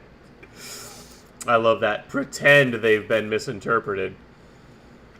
And Panda, you often have a lot to say about that kind of thing. You want to go for that before I do? Yeah, well, first of all, the Old Testament, the Torah laws about slavery, it's not chattel slavery like we had in America. It's not even close to that. It was basically a form of indentured servitude. And, even if you think indentured servitude is immoral, it still was cultural. Now, they did have exceptions for, wartime. They would, capture other nations as slaves during wartime, but that was not at all unique to the biblical people, and they have transitioned away from that for a long, long time. And so, that's just a silly argument. You have to understand God was realistically working within that context. That's where rape, no, he doesn't. There's nowhere in the Bible which says raping anybody is fine, and genocide, the only time I hear atheists bring up genocide were the Amalekites or the Canaanites were commanded to be killed. But when God commanded, these were civilizations that were practicing human sacrifice, child sacrifice, that wanted to exterminate the Israelites. And you can say, oh, well, it's bad, but I mean, you make tough decisions during war, and sometimes you have to be brutal to have true peace. And you don't even have to go that far. So I was doing more homework, and I heard a great piece of insight from Inspiring Philosophy. Very good apologist, very, very knowledgeable, has a master's in philosophy. And he was talking about the genocide issue specifically. So something you have to realize if you actually read the damn thing like I have, like I'm working my way on doing, God will command the Israelites to go forth and wipe a nation off the face of the earth on one page, and then it talks about how 100 years later the Israelites are interacting with those peoples on the next page. It happens fairly frequently. So what gives? I thought the Israelites went forth and genocided these people. Well, no, it's hyperbole. They destroyed the culture. They destroyed those people's government. They wiped out the civilization. The people, some of them at least, survived. It's extreme hyperbole, which is a common feature that runs throughout the Bible. Hebrew and the people that wrote it were not afraid to take poetic or exaggeratory license to make their writing more dramatic. In fact, they really seem to have a flair for it. And to pretend that that's not the case is simply to be willfully historically ignorant. Or the other thing, too, that a lot of people don't take into account is the fact that there were many times that people were going to go through and completely wipe a civilization off the face of the earth. And he meant it, literally. And they didn't do it. and ended up getting punished for it later because Yeah, they like- ended up interacting with the I know. people and adopting their idols and a whole bunch of other stuff. Yeah, Saul Yep. did that. Yeah. Saul did that with the Amalekite. And like the thing is, like I know it's gonna sound fucked up, but like even in the modern Palestinian situation, like you can say it's what Israel is doing to the Palestinians is fucked up, but all the Palestinians who did not support Hamas have been killed by Hamas. Right. And similarly, the Amalekites, all the Amalekites that did not want to murder the Israelites were killed off by the other Amalekites. Right? Yeah. I mean, there's some cultures which you can say it's heavy-handed, but in order to have true peace, you have to be strong to defend yourself. Right. And Peace some through strength. cultures- Carry a big stick. Yeah, and some cultures are just unsalvageable. I would argue we're dealing with something like that in the West. Yeah. With the Men- Muslim problem, The Muslim problem, that's not where I was going, but that's a good one. Yeah. But you can't salvage Islam. There's no reforming that. It needs to be wiped out. And I do mean ideologically, convert as many as you can, banish the rest from civilized society, let them have their desert. I don't mean genociding people of Muslim denomination, just so we're clear. But Aww. shut up, shut up, Grumple. But same thing with people that believe men can be women and that you should put kids on puberty blockers and mutilate them surgically. Right. You can't reason with that. Nope. That's pure evil. Get them Yeah. out. Banish them to a deserted island and let them mutilate and torture among themselves. Right. They don't belong among anyone who's even remotely a decent person. They're fucking evil.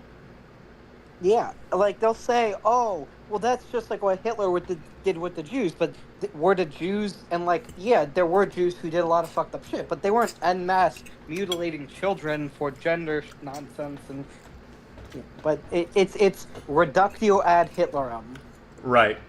Really quick, suspect blaming. Hopefully you're still watching. You just followed. Thank you for the follow. Welcome to the adventure. I'm Zach. This is my wife Kate. Hello. In the Discord call, we have a longtime viewer, Panda. He's a very philosophically and religiously minded person. So I brought him on to talk about the subject matter tonight with me. And the other two guys, two of my mods, Grumple, Stiltskin, and Maru. They're both in the chat. They're also longtime mods, and I consider them both good friends.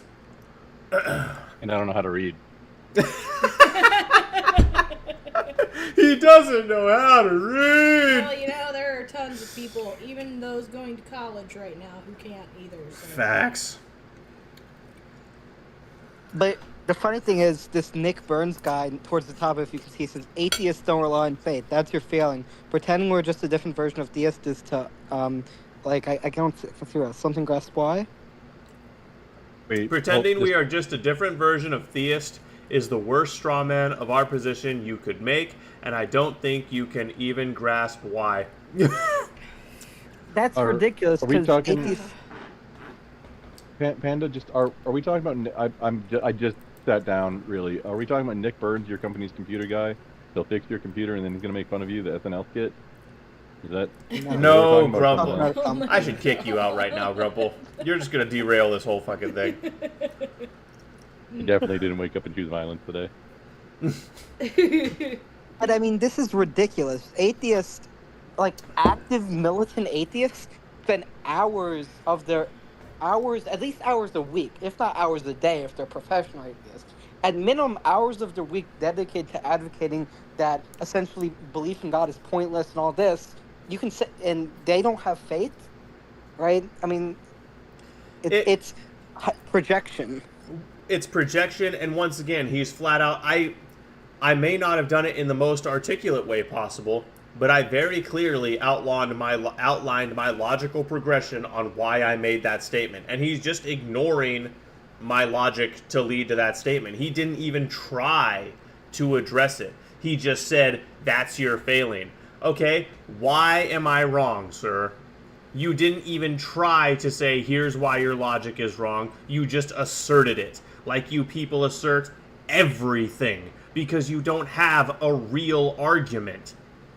Well, these non-arguments are insulting to our collective intelligence. Right.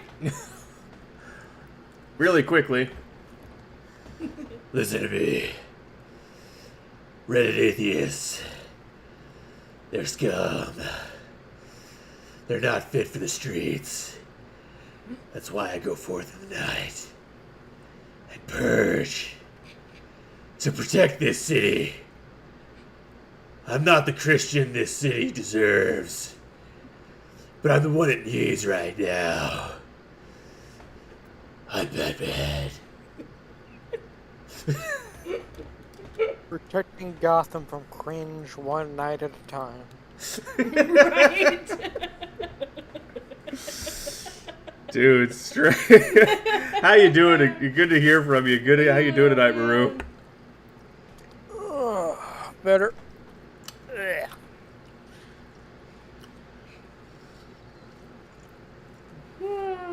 Got food poisoning Tuesday. No. Wednesday. No. That's fun. How?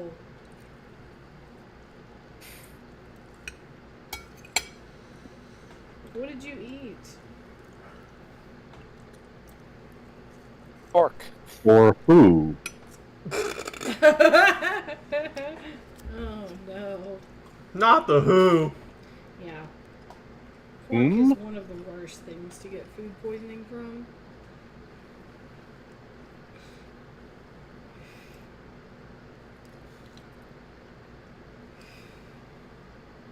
Usually it's a listeria strain of bacteria. This one right here. This one right here is something of a. I don't even know how I would describe this. So you literally ran when asked to put up or shut up, then came back here to call them cowards and cuss them out in a bitchy rant. I don't think that's the W you think it is. So these people constantly assert something. They relentlessly make their career out of asserting that very thing. And then when asked to actually provide the argument, they weasel around and belittle and insult the person who's asking them to defend their position. I don't think that's the W they think it is. Yeah, see, it goes both ways, Mr. Max Bones. Max Bobness. Whatever the fuck his name is. Shut the fuck up. Stupid ass little bitch. Hiding behind an anonymity ass bitch. Coming up with your Reddit atheist argument ass bitch. Man, you look crazy as hell coming in my comment section acting like you know what the fuck is up. You ain't got the intellectual capacity of a brick. A broken brick.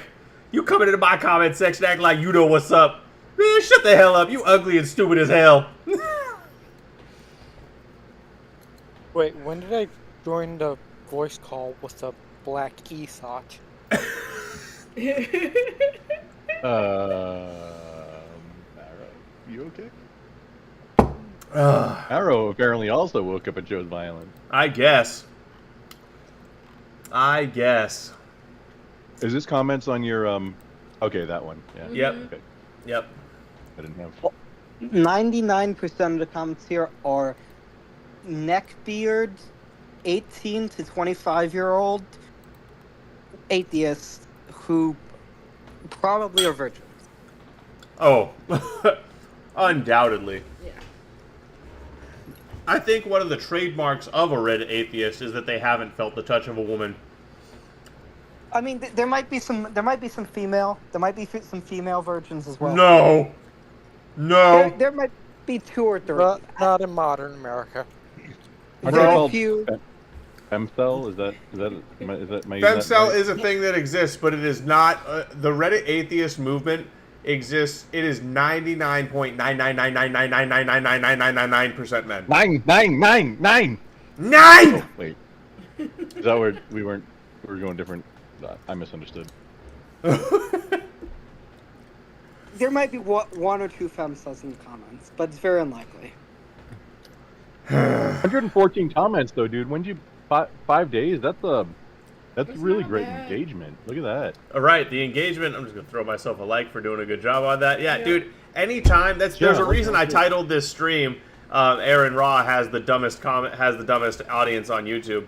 Anytime I mention Aron Ra in a video title, the video gets clicks. His audience is rabid.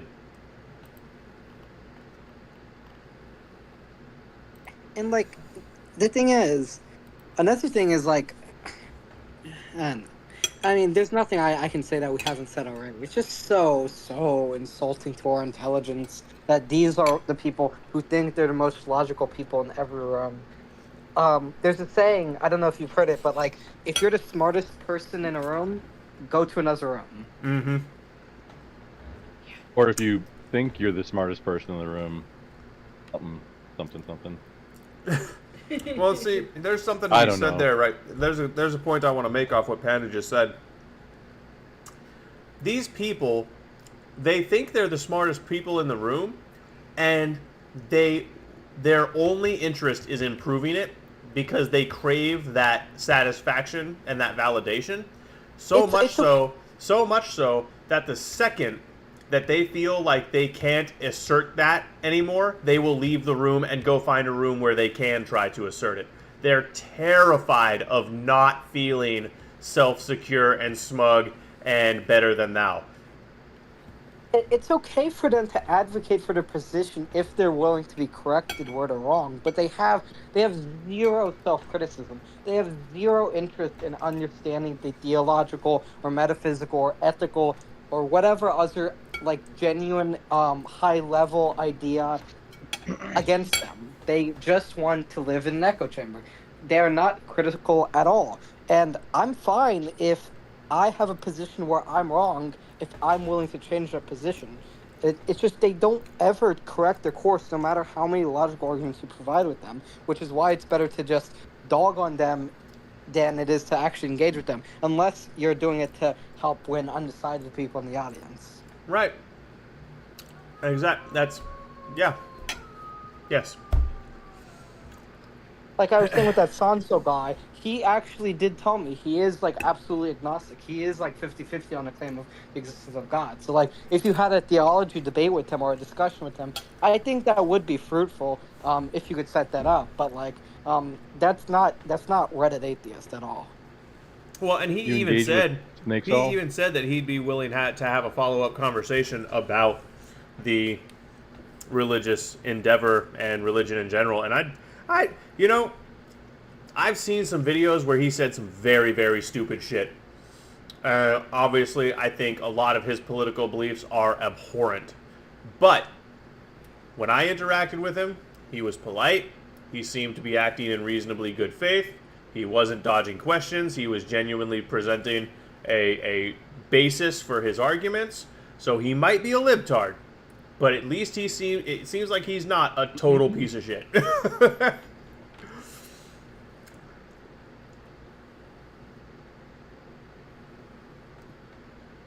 I don't even remember what it was. He got the nickname Snake Saul for a reason. I don't remember what it was though. It was the while he funny was thing still on is, Twitch.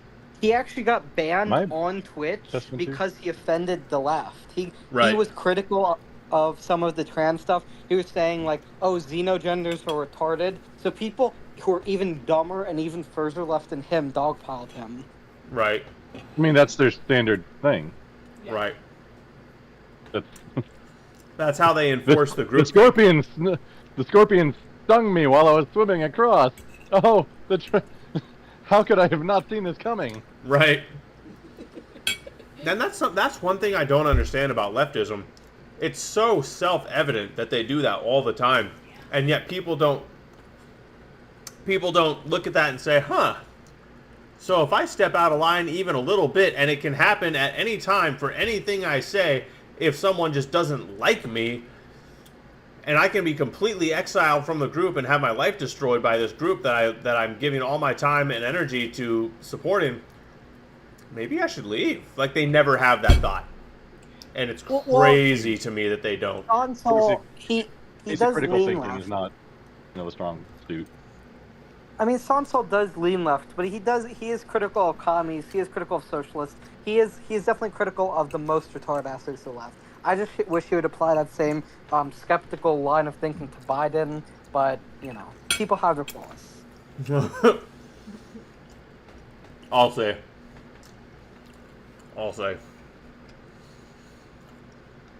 Alright. Well, I don't know.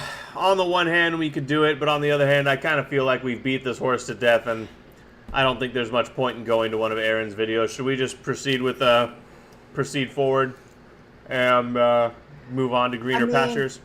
It depends how short Aaron's video is. If it's more than 15 minutes, definitely not. But I don't know. It just depends on the length.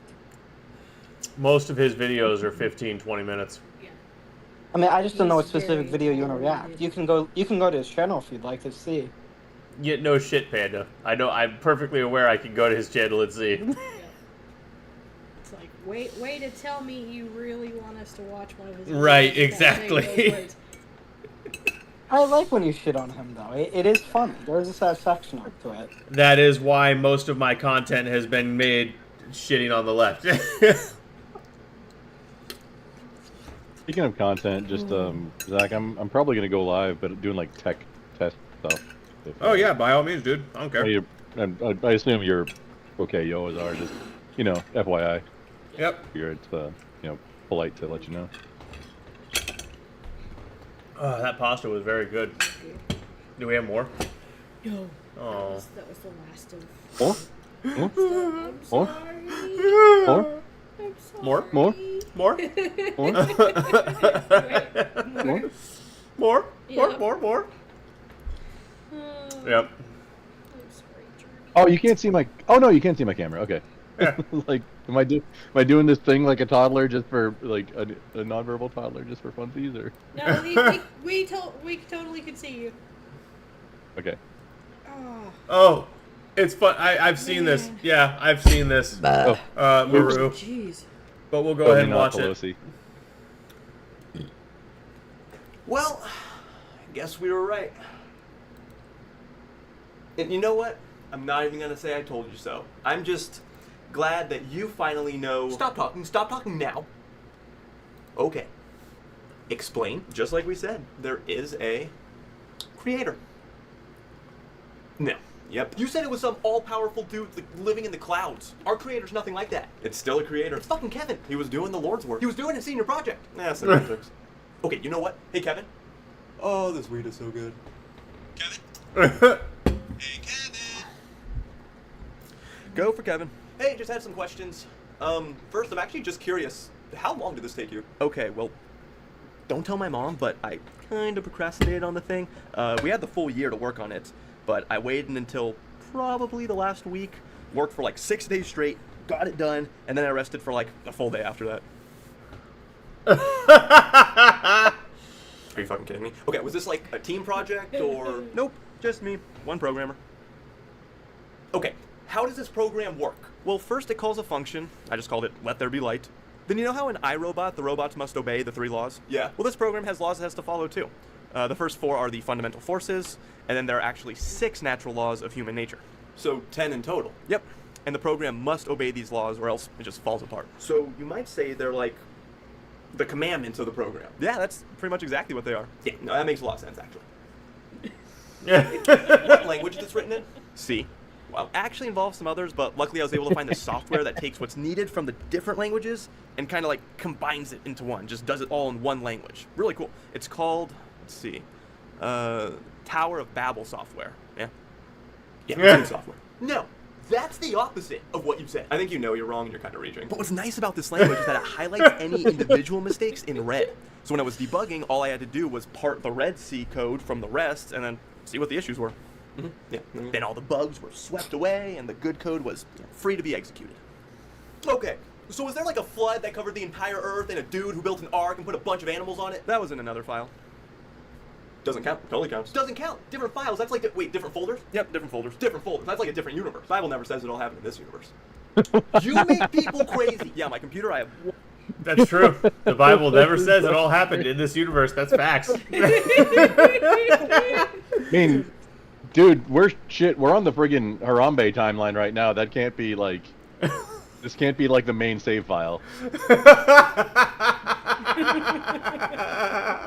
Am I right? I mean... Dude, well, that falls perfectly in line with the Mandela effect theory that, like, everything was... We swapped universes in 2016, and we just now on a totally different timeline. That falls perfectly with that conspiracy theory.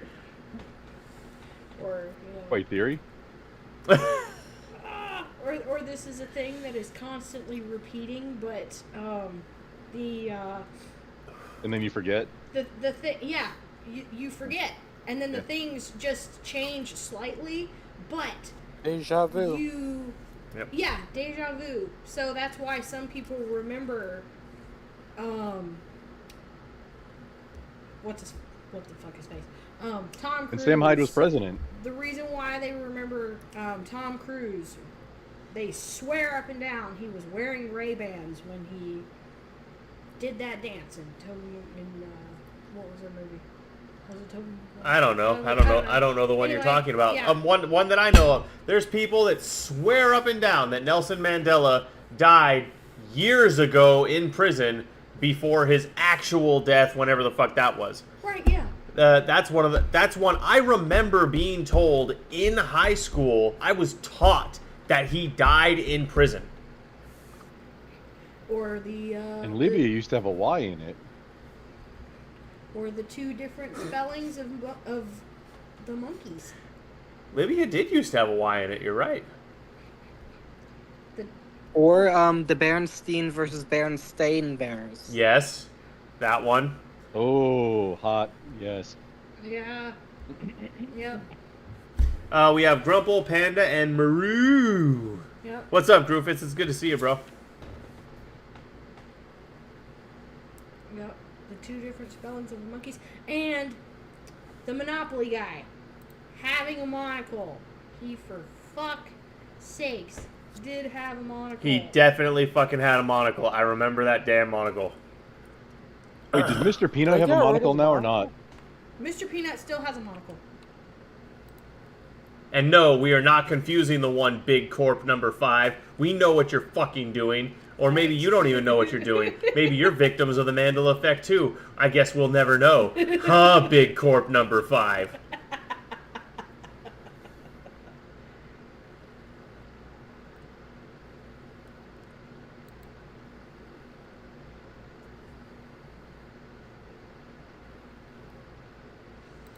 No, wait, that's the wrong thing.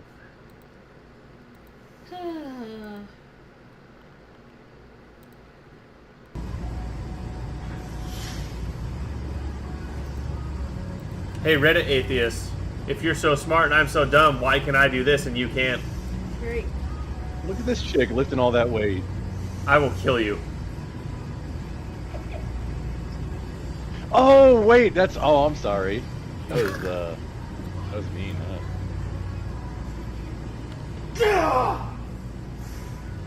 How many pounds is that? 395. Yep. No Reddit It's hard atheist to can do that. Literally. It's hard to zero. count the plates when there's that many and, like, the lighting like that. Wait, what? Hang on. What were you trying to say, Maru? Or, I'm sorry, Panda? I think no Reddit atheist can do that. Oh, yeah, definitely not. There is not an atheist alive. There's not... Well, I'll correct myself. There is not a militant Reddit atheist alive that can move the weight that I can move. No. I'd bet good money on that. Because it takes time and dedication to move the kind of weight I can move. And they spend that time, you know, trying to disprove Sky Daddy.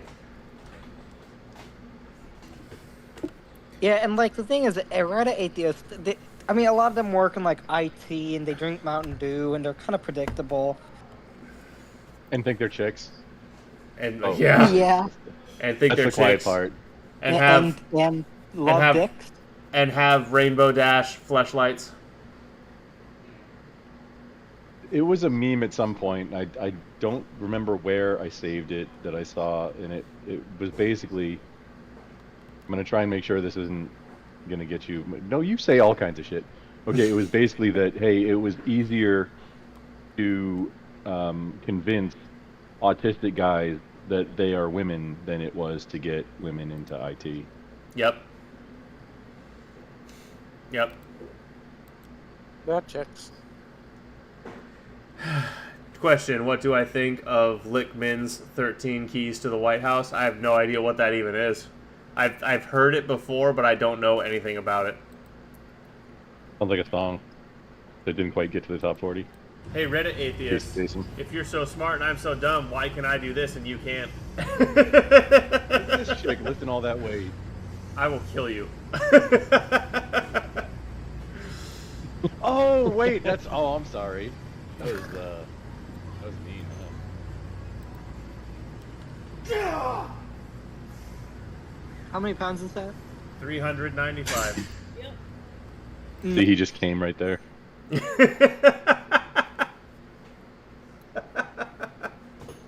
As I'm sure anybody would do after, getting a new PB. Did you do 2 reps? Is that what you No, that was 1 rep. said you did 2? And I know you got a PB up to 2 on like your max. Your previous. I did 405 on deadlift for 2. Hot, dude. No, we're at an It's 80 hard to- your dad. This and you can't. Were you wearing shoes when you did it? All that weight. Curiosity? I will kill you. This is almost. This is 395 on my squat, Ice House. That was mean, huh? I'm irritated. I'm genuinely irritated. My squat is almost to where my deadlift is, How and many that. pounds is that? 395. I hate that. I should be able to pull a lot more than I can we're at squat. 80 your dad. But it is what it is. I'm going to focus on my deadlift in my next training cycle.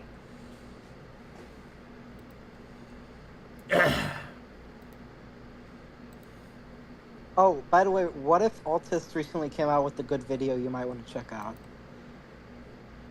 I think I actually have it queued up. It's okay, deadlift is.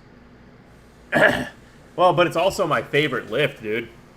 And for a long time, there was a 100-pound gap between my squat and my deadlift. Now, granted, as you train, it's normal for gaps like that to close up a bit.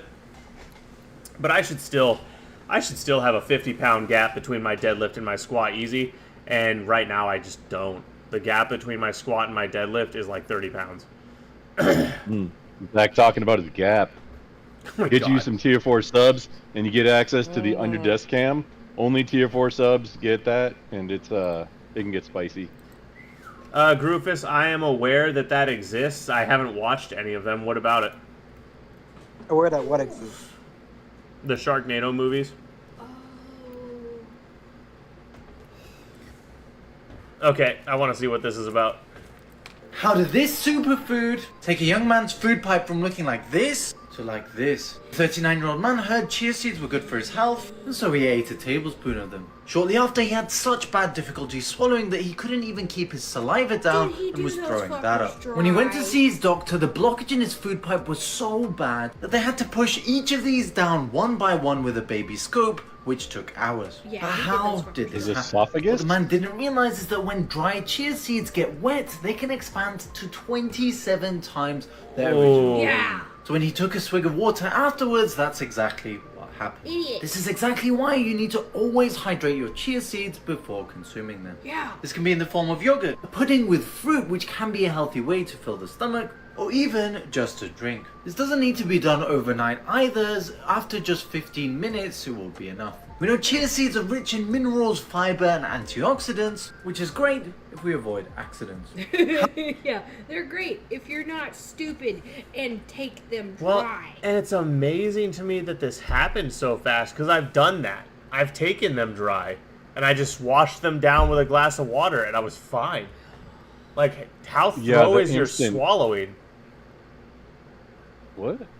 How slow is your swallowing? Like, how long is it taking his esophagus to clear food? Not, Grumple, get your bite out of the gutter. No, I heard how slow is your thrallowing, and I was like, what? What like, are we going on now? What's going on here? I mean, he could have had a much higher dosage of chia seeds than you did. I know I've been hitting the head a lot, but Either he needs to up your throat game, or your throat game's too good, Zach. Hey, you know, what can I say? Prison changes a man, you feel me? Oh my God, Tree. that was like instant. Yeah, it's like those you know, the capsules that have like dinosaur sponges in them, and then they grow. Yeah. Mm-hmm. Speaking or the ones of, that are like more hardcore versions. Bro, speaking of things that you instantly make them grow, dude. Oh yeah. Oh, are you gonna show Again, the tier 4 subs are the only ones that get the under desk cam link, and it's live the entire time the stream is. We got some sound foam to do some soundproofing in here because we're getting set up to try to do big boy content things. Yeah. And dude, we got way more than we needed, dude. We got 2 packs of this shit, and oh my god, we have like 10 times the foam we need. It's ridiculous. We should have gotten smaller packs. Well, How many came in a pack? They were cheaper than That's trying true. to buy the smaller The bulk packs. was cheaper by a lot. Yeah. We got 52 for like $40. Oh, really? Yeah, but actually, well, it was 52 plus 52, so it's like, 100 for $40 on Amazon. And those were 12 inch by 12. I mean, they were 1 Yeah, they're foot 12 by tile. 12. Yeah, 1 foot square, yeah. Yeah. And I only showed you the black ones, but we got 3 colors. We got black, kind of a lime seafoam green, and a blue. Yep. So you got a 12-inch black one, huh? Nice. Yep. How have the Twitch gods not gotten you guys again? I don't know. But yeah. I don't know. So yeah, you can get like a little over 100 for just $40. Not bad at all. When they were asking $40 for 11. Is that on Flamazon, or It's like- where'd you find? Yeah, we got them on Amazon. Yeah. Fucking Lowe's. They're like, you're gonna send us not even an even number for $40? Are you kidding me right now? What? Unless the odd number makes a square, then maybe like at 9. 9 would make Still, sense.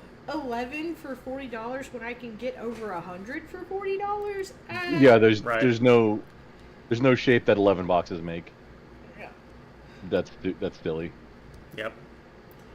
All right, this is also in the religious conversation gonna lie. space, so it fits with. Okay, really quick, go ahead.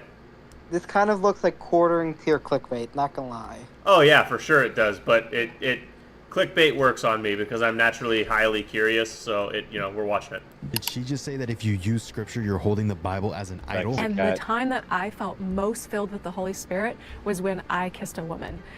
That is when Oh my I was God. filled with peace and joy. That is a personal experience to the beautiful fruit of the Spirit of God being in my relationship with my wife and in our children.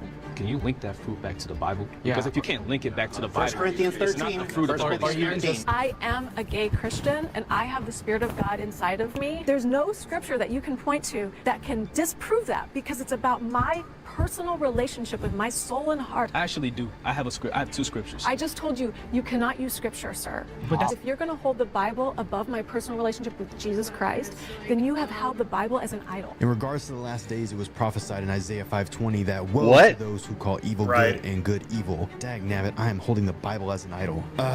This is insane. Let me know your thoughts below But, and share this this video so the truth can reach reminds more me people. of Did that she just lovely conversation we had with that lovely assistant pastor Yep. from Pure Gnostic from heresy. the not. Very true. Yep. Yeah. Yeah. There's denominations of Christianity that hold the Bible here, and their self, their head, their consciousness, they put that above the Bible, and then there's denominations that hold the Bible up here, and the Bible is above all. And when it literally talks about it in the Word. When people say shit like that, you know that they're not actually of the flock. Woman, it explicitly and multiple times forbids homosexual behavior. It explicitly and multiple times talks about how what you're saying is a key indicator that you're full of shit, and it explicitly outlines how we deal with you. How many lesbian relationships are domestic abuse again? What was that? 60%. How many lesbian I think it's relationships are domestic abuse again? I believe it's 60%. Yeah. Yeah. Yeah. Extreme higher than straight. But the other thing here too that a lot of people but- don't take into account is the fact that it literally says in John, in the beginning was the Word, and the Word was with God, and the Word was God. So he's literally the Logos. He Right. is the Word. So the Bible is an embodiment of God. So you're not holding it up as an idol. You are worshiping God. The by Bible holding it literally above all. cannot be an idol, because to call the Bible an idol is to call God an idol, which is to say God is a false God, which is literally the epitome of heresy. Yeah. Well, she's. That's like divide by zero shit. Yeah, Right there. Literally, yeah.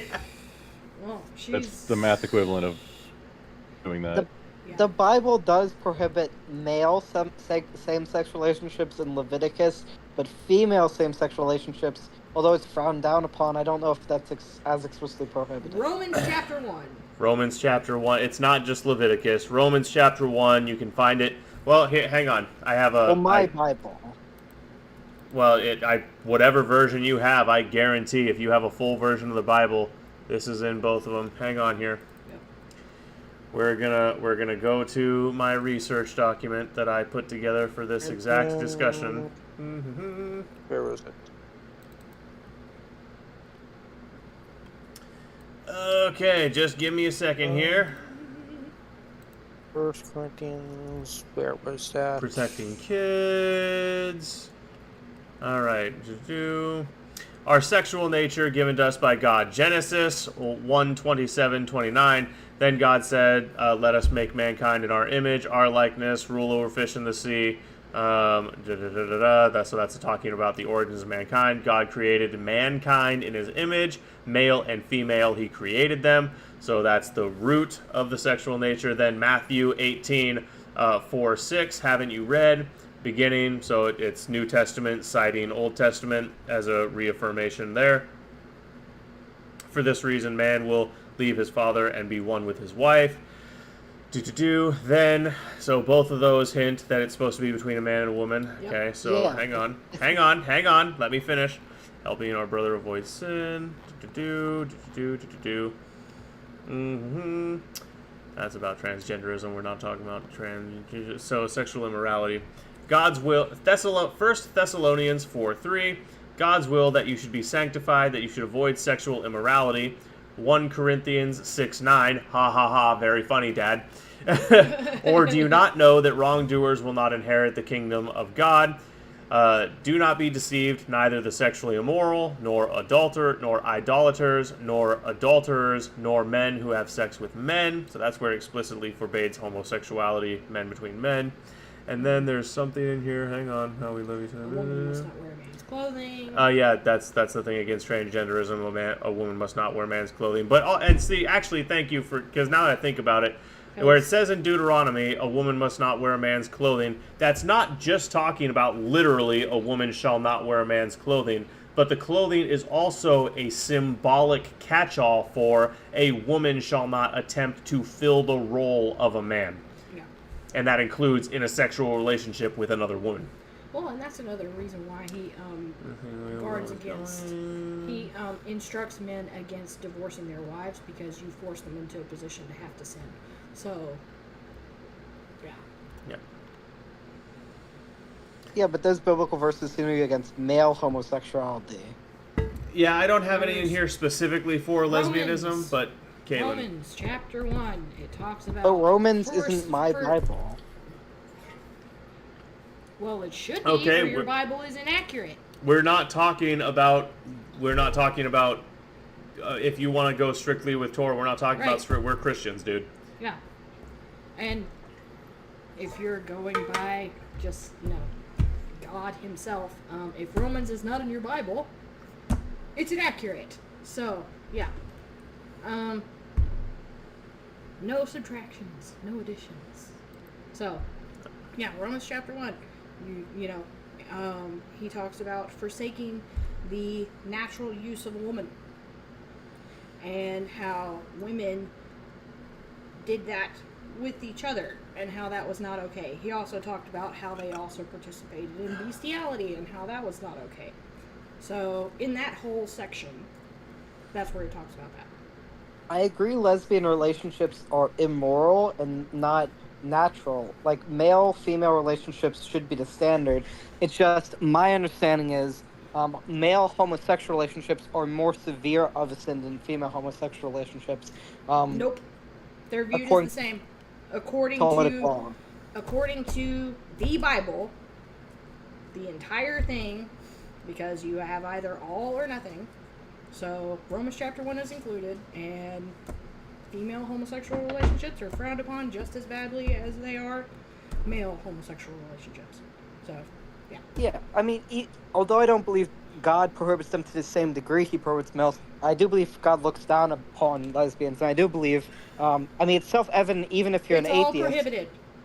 It's a big Studies no-no. show, you know, We're domestic going. abuse- pretty gay, dude. We're going in circles here. Yeah. Ice House says, "Do any of us have a full version of the Bible?" Though that statement is rooted in Gnostic heresy.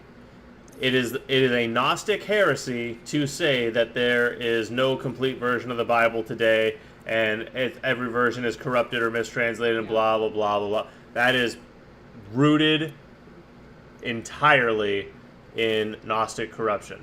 The Word tells us that the Word says God is the Word is God, and it also tells us that there will always be a version of the Word available to the flock that is the Word of God as it was meant to be read by the flock. That's made pretty clear. I won't say crystal clear, but it's pretty clear. So, yeah, to say that we don't have a real Bible available to us is nothing but Gnostics talking out of your mouth, and you don't want to be doing that. No. Especially It's when you got Hegelian nonsense. people saying things like the Book of The Enoch Bible was written and over. blah, blah, blah. Oh my God. The tablets of thought. Oh God. Yeah, the Emerald Tablets of Thoth or some stupid shit like that. Yeah. Yeah. Yeah. Smacks of, moron-eye things.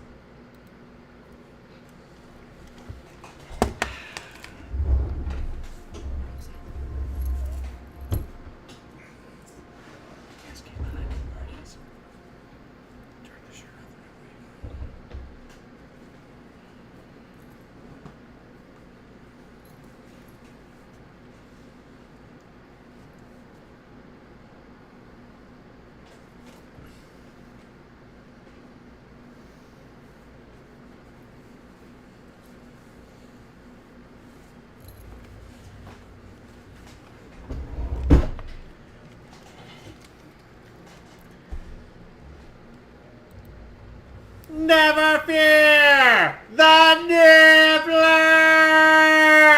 is here! Ah! Chose violence. Always choose violence when you have an option to melt your enemies with hydrochloric acid nipples! Or to not, always melt them with the nipples. Of course. Always. Ranger and Rogue! W follow of the Nibbler! Welcome in, Ranger. It's good to see you, my friend. How have you been? Who have you been roguing? Okay, let's see here. Welcome in. And thank you for the W sub. Yell in German, T. Pete Steeler is my frenemy. Arch friend. Oh, God, I hate that guy.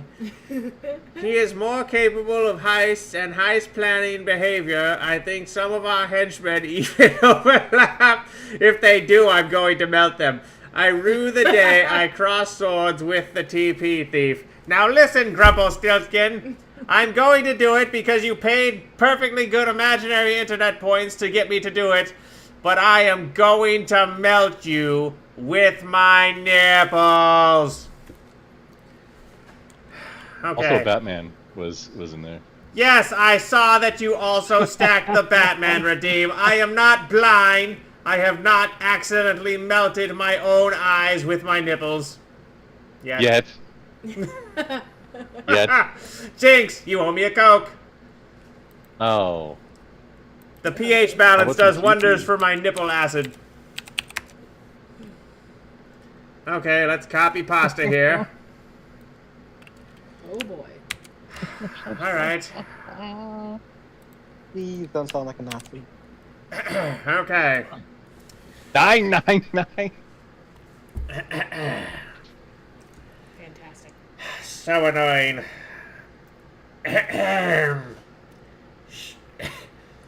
Schwarm, afters die Pistole ist mein Freund. Ist viel besser so. Robberfallen und Raburfallerplanung Schwimhalten weg. Ist glab in je unser hier Handenlager. Überschneiden sich sogar. Ich beruht den Tag, indem ich mit diesem TPD die Schwarter gezogen. My nipples. My bat nipples. Like in the George Clooney movie. Yeah. You know the one. Yeah. Yep, except his And Val one was Kilmer. cool though, because he couldn't shoot acid out of his. That would have been really cool though. A Batman with acid nipples would be a better Batman. And I'll die on that hill, damn it. See, because there's no representation for people with acid nipples. There's no representation in media for people with hydrochloric acid nipples. Yeah. To be fair, to give the True. devil his due, we are a very basically one person demographic. So, ever since mom died, I mean, but that would make you more of a marginalized group, though. I am a super marginalized group. Yeah. That's why I'm always telling judges when I get hauled into court, look, I'm super marginalized. What am I supposed to do other than rob banks? Right. Come on, man. I thought this was a Democrat city. Come on. By the way, only rob banks in Democrat city is way lighter sentencing. I mean, I break out of prison by melting the walls anyways, but Yeah. I can't tell if you sound more like Mermaid Man or Barnacle Boy. I'm going to melt you with my acid nipples for even making that comparison. Wait, if you're in a Democrat city, why rob banks? You could just rob a regular store for up to less than $1,000 and go away and do it again. Look, I might be a sexually degenerate, nipple acid-based criminal who melts people, but I have principles. Small stores are usually owned by ma and pa's, okay? If I rob them, or if I melt one of their employees, we could destroy livelihoods. I could destroy someone's life. If I rob a bank, it hurts the dudes on Wall Street. And those guys are dicks! It's all FDIC insured up to, what, 250,000 now? That's right. Quarter million. And that's per account. each individual account. Correct. Per So account. when you rob a bank, you're really only hurting the bigwigs on Wall, and you're really not even hurting them because the government wipes their ass for them anyways. It's basically a victimless crime. But then are you hurting the taxpayer who has to pay for the FDIC insurance? Oh. They just print The more other money. nippler. But that leads to more inflation. And that's my fault? They're gonna do it anyways. That's why you rob Walmart. They're encouraging the looting and theft. You rob them, not What? anybody else. No, They'll what? change your mind. I don't like going in Walmart. The what? shit you see in there is truly heinous. Have you ever been inside a Walmart? The people that go in there and just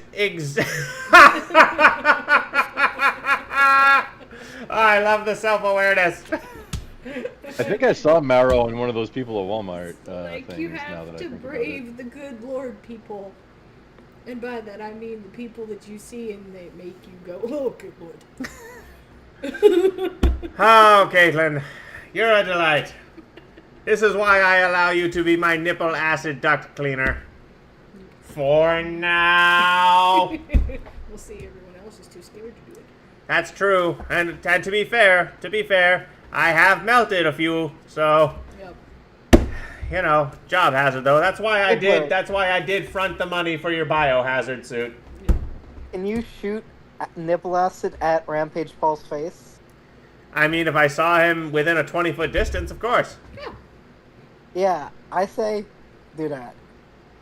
I would have to find out where he lives. I mean, who is this guy? I don't usually do hits, but if the person is really annoying, I have taken a few hit jobs.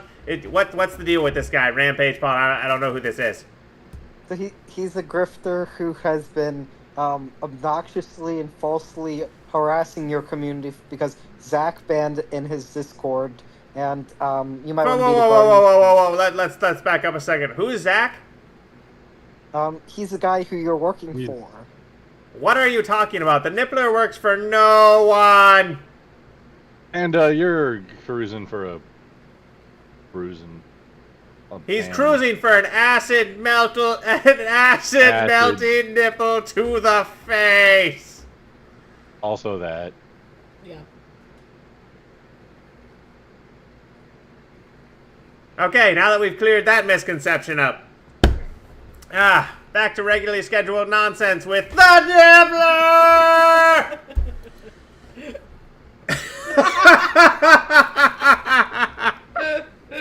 Oh, I love it, Mart. The shit you see in there is truly heinous. Have you ever been inside a Walmart?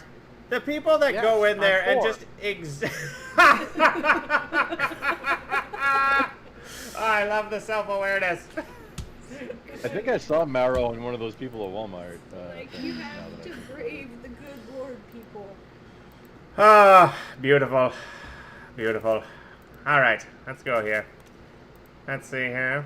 Alright, were you... Panda, perchance, when you mentioned early in the stream, what if Altists new video, were you talking about this one? Yes, but I was talking to Zach. I thought you were the Nibbler.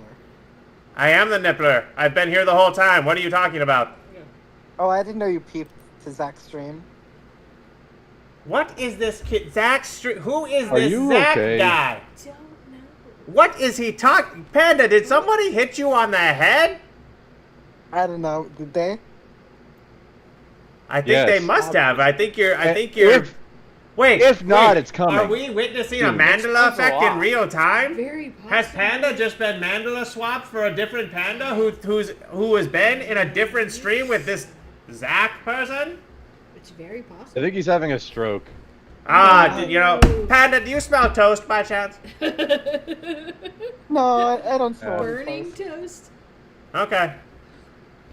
So the Mandela effect thing, maybe. Yeah. Very possible, yeah. Oh boy, what's this? Autopsy of a patient with brain holes caused by... Oh, God. Oh. If it was caused by the virus, there would be nucleoplastids along spike proteins. The stains did not show... Well, it has been talked about being neurotoxic. Yep. It was caused by injection, not COVID. Oh, my God. That is frightening. Gosh. Yep. Hello, Stormy. I am the Nibbler. Pleasure to make your Hey, acquaintance. Stormy. Yeah. He pops in from time to time. Millions of people are currently dying from Encephalitis. Encephalitis, thank you. Swelling of the brain, for people who don't know. Caused by prions from the mRNA injections.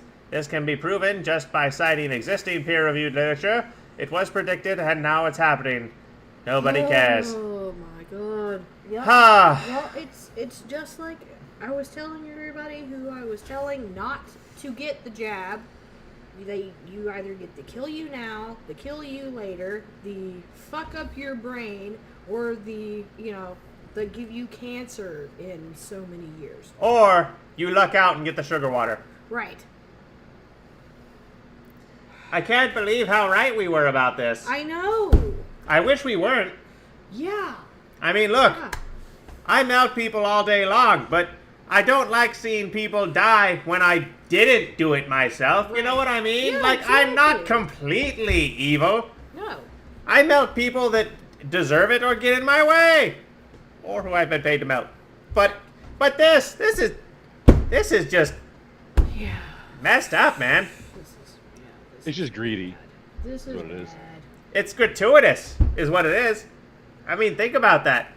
Dying from encephalitis, man, that is no joke.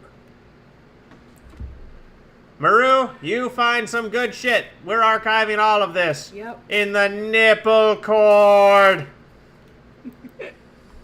Note from week 26, 2024. Excess cancer data tucked inside code. As of week, blah blah blah, have been eliminated.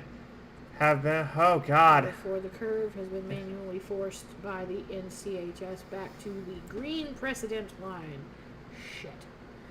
This also means they are monitoring us because TES is the only one who has caught this, and the organic state data cannot possibly reflect this discrete, conformant, and single week in change.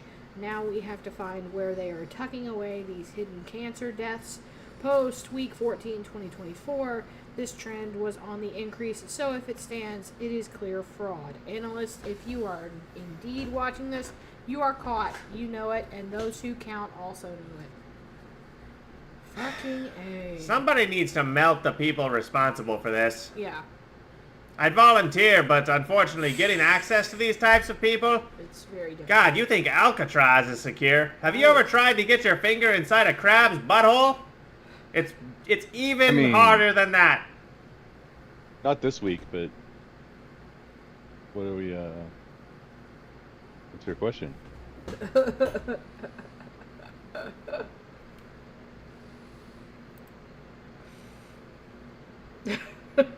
What do you mean this week? I have nothing. Just if you had a question, you know, just. So, yeah. Oh, about that nipples DP, right? I mean, oh, those guys.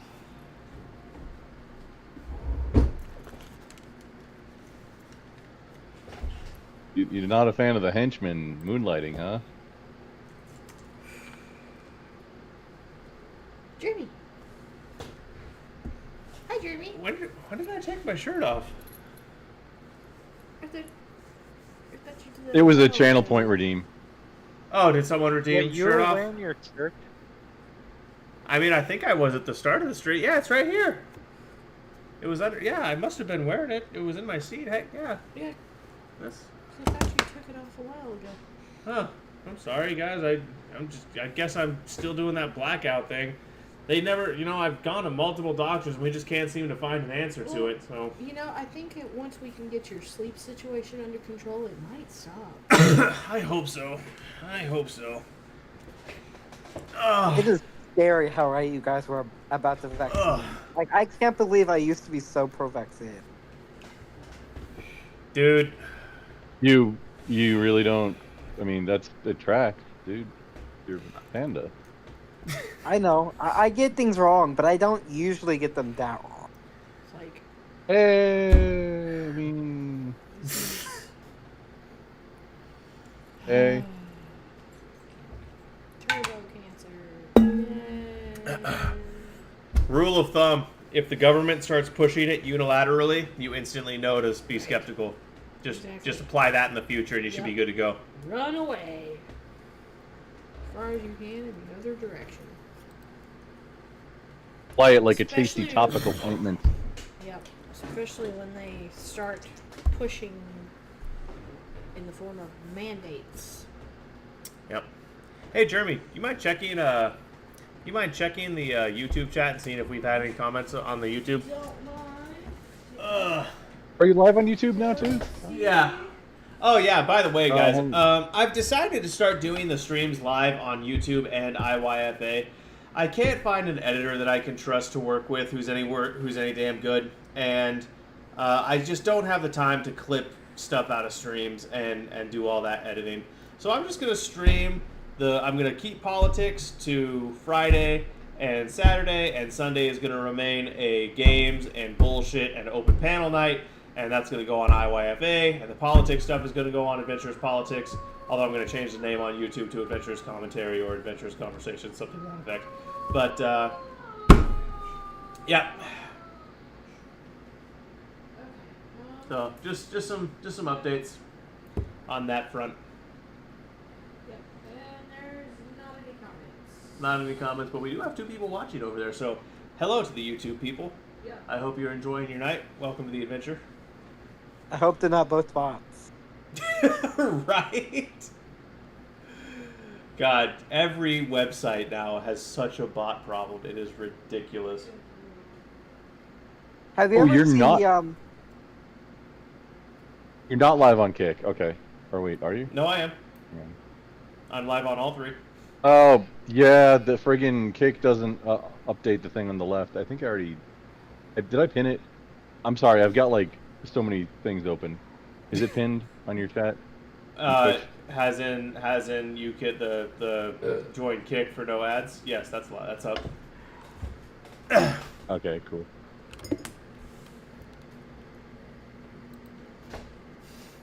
Have you ever seen the Mark Zuckerberg versus Elon Musk ERB? Yes. That's the crap battles in history. Yeah, he says, I mean, it is kind of true. There's so many Russian bots, they might as well call it the social network. Yeah. Yeah, that was a good ERB. Flush a Zucker turd for humanity's health. Do you think that this guy is a Democrat or a Republican? He looks like a faggot. Why? Just the way he's acting and like his mannerisms, the way he looks, like I can just tell he supports Biden. Do you think that Even if it's staged, it's still funny. Who was it a picture of? It was all really small. That was a picture of Harry Sissy. I don't know who that is. Harry Sissy? Harry Sissy. That's his actual name? You don't know who Harry Sissy is? Oh yeah, dude. He's like Nick Fuentes, but he's the left's. If he didn't pretend to be, and if he stopped pretending he wasn't gay. He's the left's Nick Fuentes. Yeah. I mean, Nick Fuentes is pretty left himself. I saw Nick Fuentes praising Stalin. Cringe. There actually was a clip of that. Cringe. I believe you. I mean, he's said all kinds of detestable shit. I really don't know why anyone on the right. It's like, if you are on the right, and this is someone who's been widely shit on across the internet, you'd think you would bother to Google just Nick Fuentes bad takes compilation or something to that effect, and you would see all the horrendous shit that dude has said. Oh, but he occasionally says like one thing I kind of agree with, so I gotta support him. It's like, you're being baited into a black propaganda trap, you absolute idiot. That one is so obvious you could spot it a mile away, blindfolded. Just the name. I mean- I thought you said, at first I thought you said Harry Sissy. I did say Harry Sissy, Not that's if- his name. Not if That's his somebody son. had shot hydrofluoric acid into your eyes, though. I mean, I understand the confusion, Panda. I understand that it's spelled Sisson, but it is in fact pronounced Harry Sissy. That is such an unfortunate name.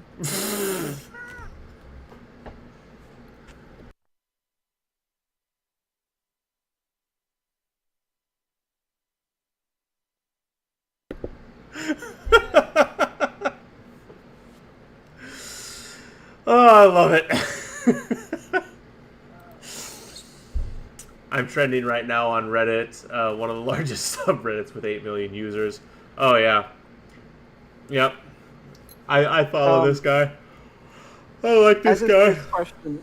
Do you not like when I bring up Paul? Rampage Paul? Yeah. Doesn't bug me. Okay. he's moved on as far as I can tell. He hasn't mentioned it in, like, quite a while. You guys seemed a little bit pissed off when I was saying that during the Nibbler.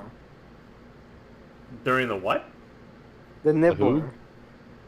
The Nibbler? From Futurama? The Nibbler's Yeah. Futurama. What? Never Why are mind, you I talking forgot about it took cartoons? us 3 rules to figure it out. Why are you talking about cartoons now? I mean, Right. Futurama's a based-ass cartoon, but why? What are you Yeah, talking no about? one was talking about Futurama, dude. Okay, anyways. I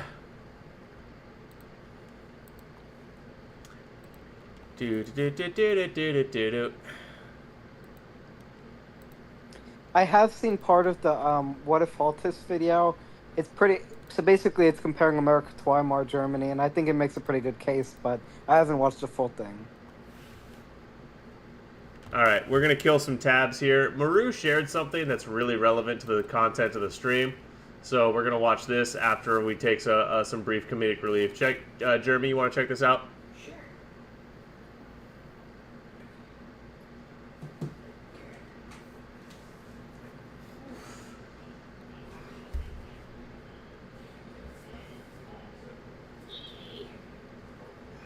What up?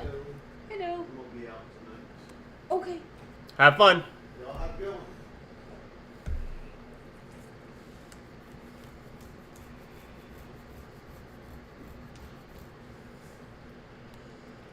Oh my God, Jeremy, take longer to get your earphones in. Okay.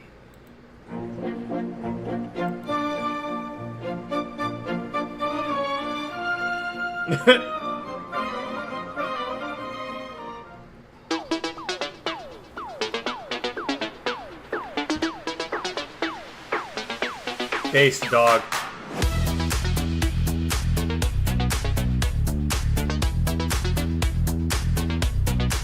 This dog's got beat. Genocide going on, and you're dancing?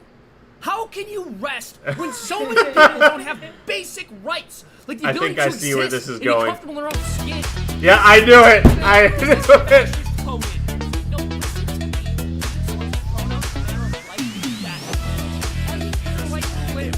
Silence is violent. Are you listening to me?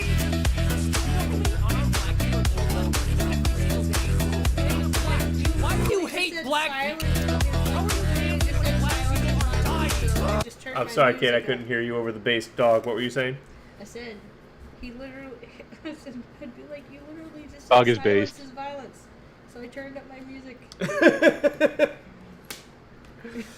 That was a weak high five, I but I'll caught- accept it. I caught the. It's like it wasn't irony, but it might have been irony. The silencing music. Oh. No. Oh, the Hank Hill dog comes out. Oh dear.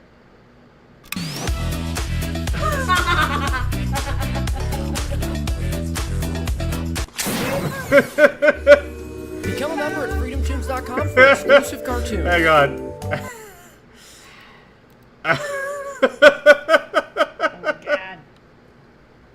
Obviously, Hank Hill. Bobby, Also, Bobby, you turn off my music again, boy. Bobby, Actually- I told you once, I told you 1,000 times. You turn off my music, I'm gonna give you the belt, boy. God dang it, Bobby. I'm mistaken. That's not Hank Hill. That's his dad. Oh Forgot the God, guy's name. I hate Cotton. I hate that's Cotton fine. Hill.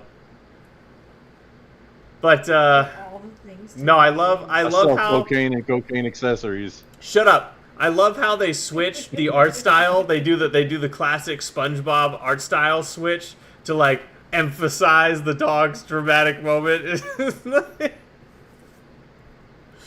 Classic. Also, were they talking about the trans quote-unquote genocide or the Palestinian quote-unquote genocide? He was talking about the trans genocide, quote unquote. Was it Uyghur? Of which, of course, there isn't one. Oh wait, except for the one that the left is perpetuating against autistic people, but we don't talk about that. And gay kids. Autistic, gay, but you repeat yourself.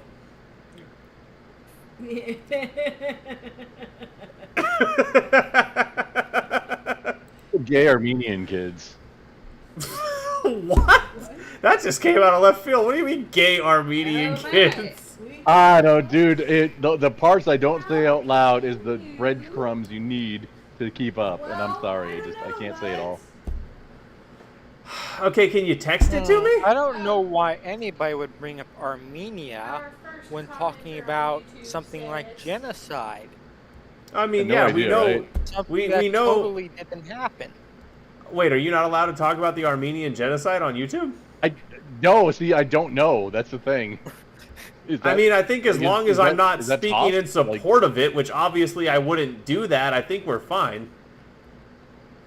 Probably, yeah, YouTube. YouTube is How can you hate all of the platforms are weird. Oh my God, how can I hate Cotton? What do you? Okay, really quick. YouTube commenter asked, "How can I hate Cotton?" How can I hate Cotton? He has no knees. First of all, that guy is the most cantankerous, all. self-assured, self-righteous son of a bitch. He thinks he is God's gift to the earth, when in fact he is a pimple on the ass of society. I killed 50 men! Yeah, sure you did, Stubbs McGee. I don't believe a fucking word of it. And furthermore, maybe if you didn't treat everyone around you like shit, you wouldn't have had your shins blown off, because some of your platoon mates might have had your back. You absolute cockmonger. Nah, fuck Cotton Hill.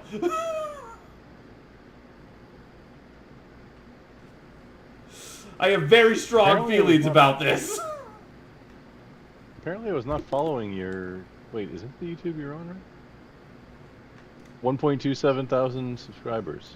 No, that's if you're feeling adventurous politics. You can find the Adventurous Politics channel linked in the bottom section of... All of the adventurous channels are linked with each other. And Zach Pieper. Because I am the lead adventurer. Yep. But, what's his name? Mud Skipper. Mud Skipper? Welcome into the stream, Mud Skipper. I hope you're having a good night. Pleasure to make your acquaintance. Yeah, I just really hate Cotton Hill's personality. I mean, don't get me wrong, there's some funny Cotton Hill moments, and he's not, like, irredeemably evil, but I hate his personality. And mostly because I've met people like him in real life, and I mean, be honest. You've met that person in real life, and you fucking hate him. He reminds me of John Goodman's character from Big Lebowski. Yes. Yes. Why do you hate Vietnam veterans? Grumple, I will kick you in the dick, and I can squat 400 pounds, so that kick will hurt. Oh, you can't catch me. I'm a greased up deaf guy. I mean, you are kind of deaf. I don't know how greasy you are. I haven't personally laid my hands upon you. Yet. Okay, there we go. You got...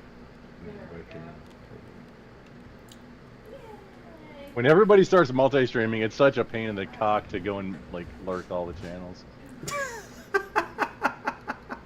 Even your own, setting up, like, all the creator dashboards, like, holy fuck balls, Batman. Yeah. I wish I was tech savvy enough to... Oh, the YouTube chat does show up in the, Nice. Nice. Sweet. Oh yeah, I said that on YouTube. Yeah, there you go. Yep, it does show up. Did you change anything? Because no, apparently. Restream. I'm not on Restream. My software is just able to pick up YouTube apparently. Okay. So that's good to know.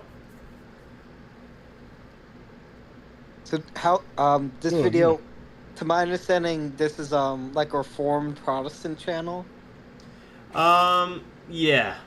Well, I don't even. I'd say it's kind of more classic Protestantism. Like he's a big fan of Martin Luther. I haven't seen much from this guy. Go ahead, Maru. Rock. I forgot what denomination he was. Never mind. The course of thousands of years, on 3 different continents, in 3 different languages by over 40 authors. So how did it happen? The Bible fell down from the sky in the King James Version. Oh my god. Actually, Emperor Constantine invented the Bible? Yeah, neither of these are true. It took a long time for the Bible to develop into what we have today because more stuff was revealed over time. The earliest Bible didn't look like this. Really quickly, and here's one of the reasons that anyone with even a remote shred of intellectual integrity and curiosity should be at least willing to entertain that there's something metaphysical and supernatural going on with the Bible. The Bible was written by dozens of different authors over hundreds of years, many of whom never had contact with each other, and yet the entire thing comes together to document one series of prophecies and one single narrative. Literally impossible without divine intervention. All 24 books of the Hebrew Bible. He's Presbyterian. Presbyterian. Just remember. 66. All 66 books. That's right. Thank you, Kaylin. It looked like this. You mean it was on invisible tablets? No. It means it was in the form of oral tradition, which is stories that are passed from person to person down the generations. Stories about Abraham, Noah, and the Tower of Babel. And these were the stories of the Israelite community living in Egypt, so Moses, who was from that community, was familiar with these stories. He's really important because God used him to free the Israelites from slavery in Egypt. So Moses went to the top of Mount Sinai where he met God and received the law from God, which says how the Israelites were supposed to live. So that's why the first 5 books of the Bible are called the Law, or the Torah of Moses. But wait, the books of the Torah include lots of stuff other than the law itself, so why is that?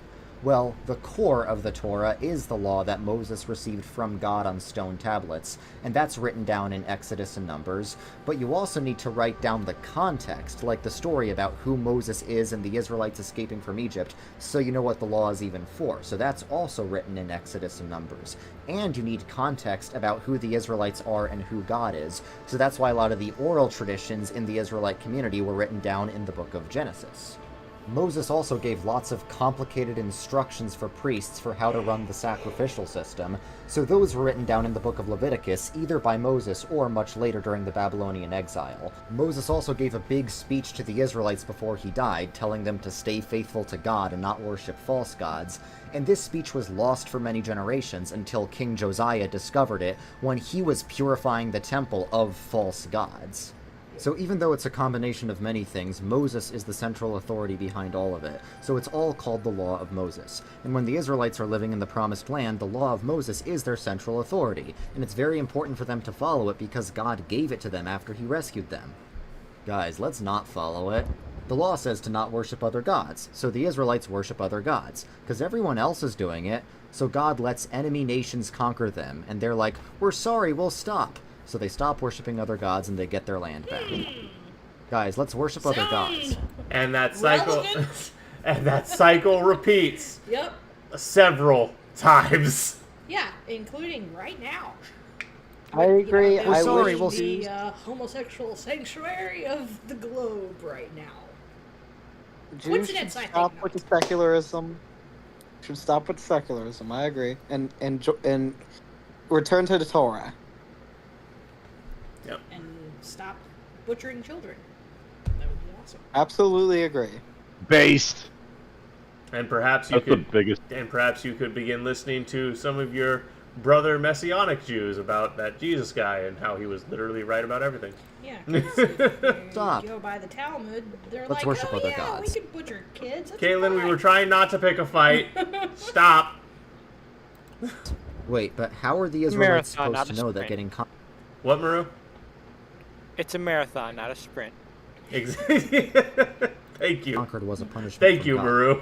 See, that kind of discernment and calculating strategy is why Maru is the executioner on this adventure. I don't even know of any Talmudic argument for butchering kids. Like, I understand there's arguments for, like, violating kids sexually, but not butchering that I've seen. Yeah, I'm not aware of that one in particular either, but that's not even what she was talking about because we referenced Jesus and the Talmud says that he's burning in feces in hell, which, to me, that's one of the ones I really don't understand.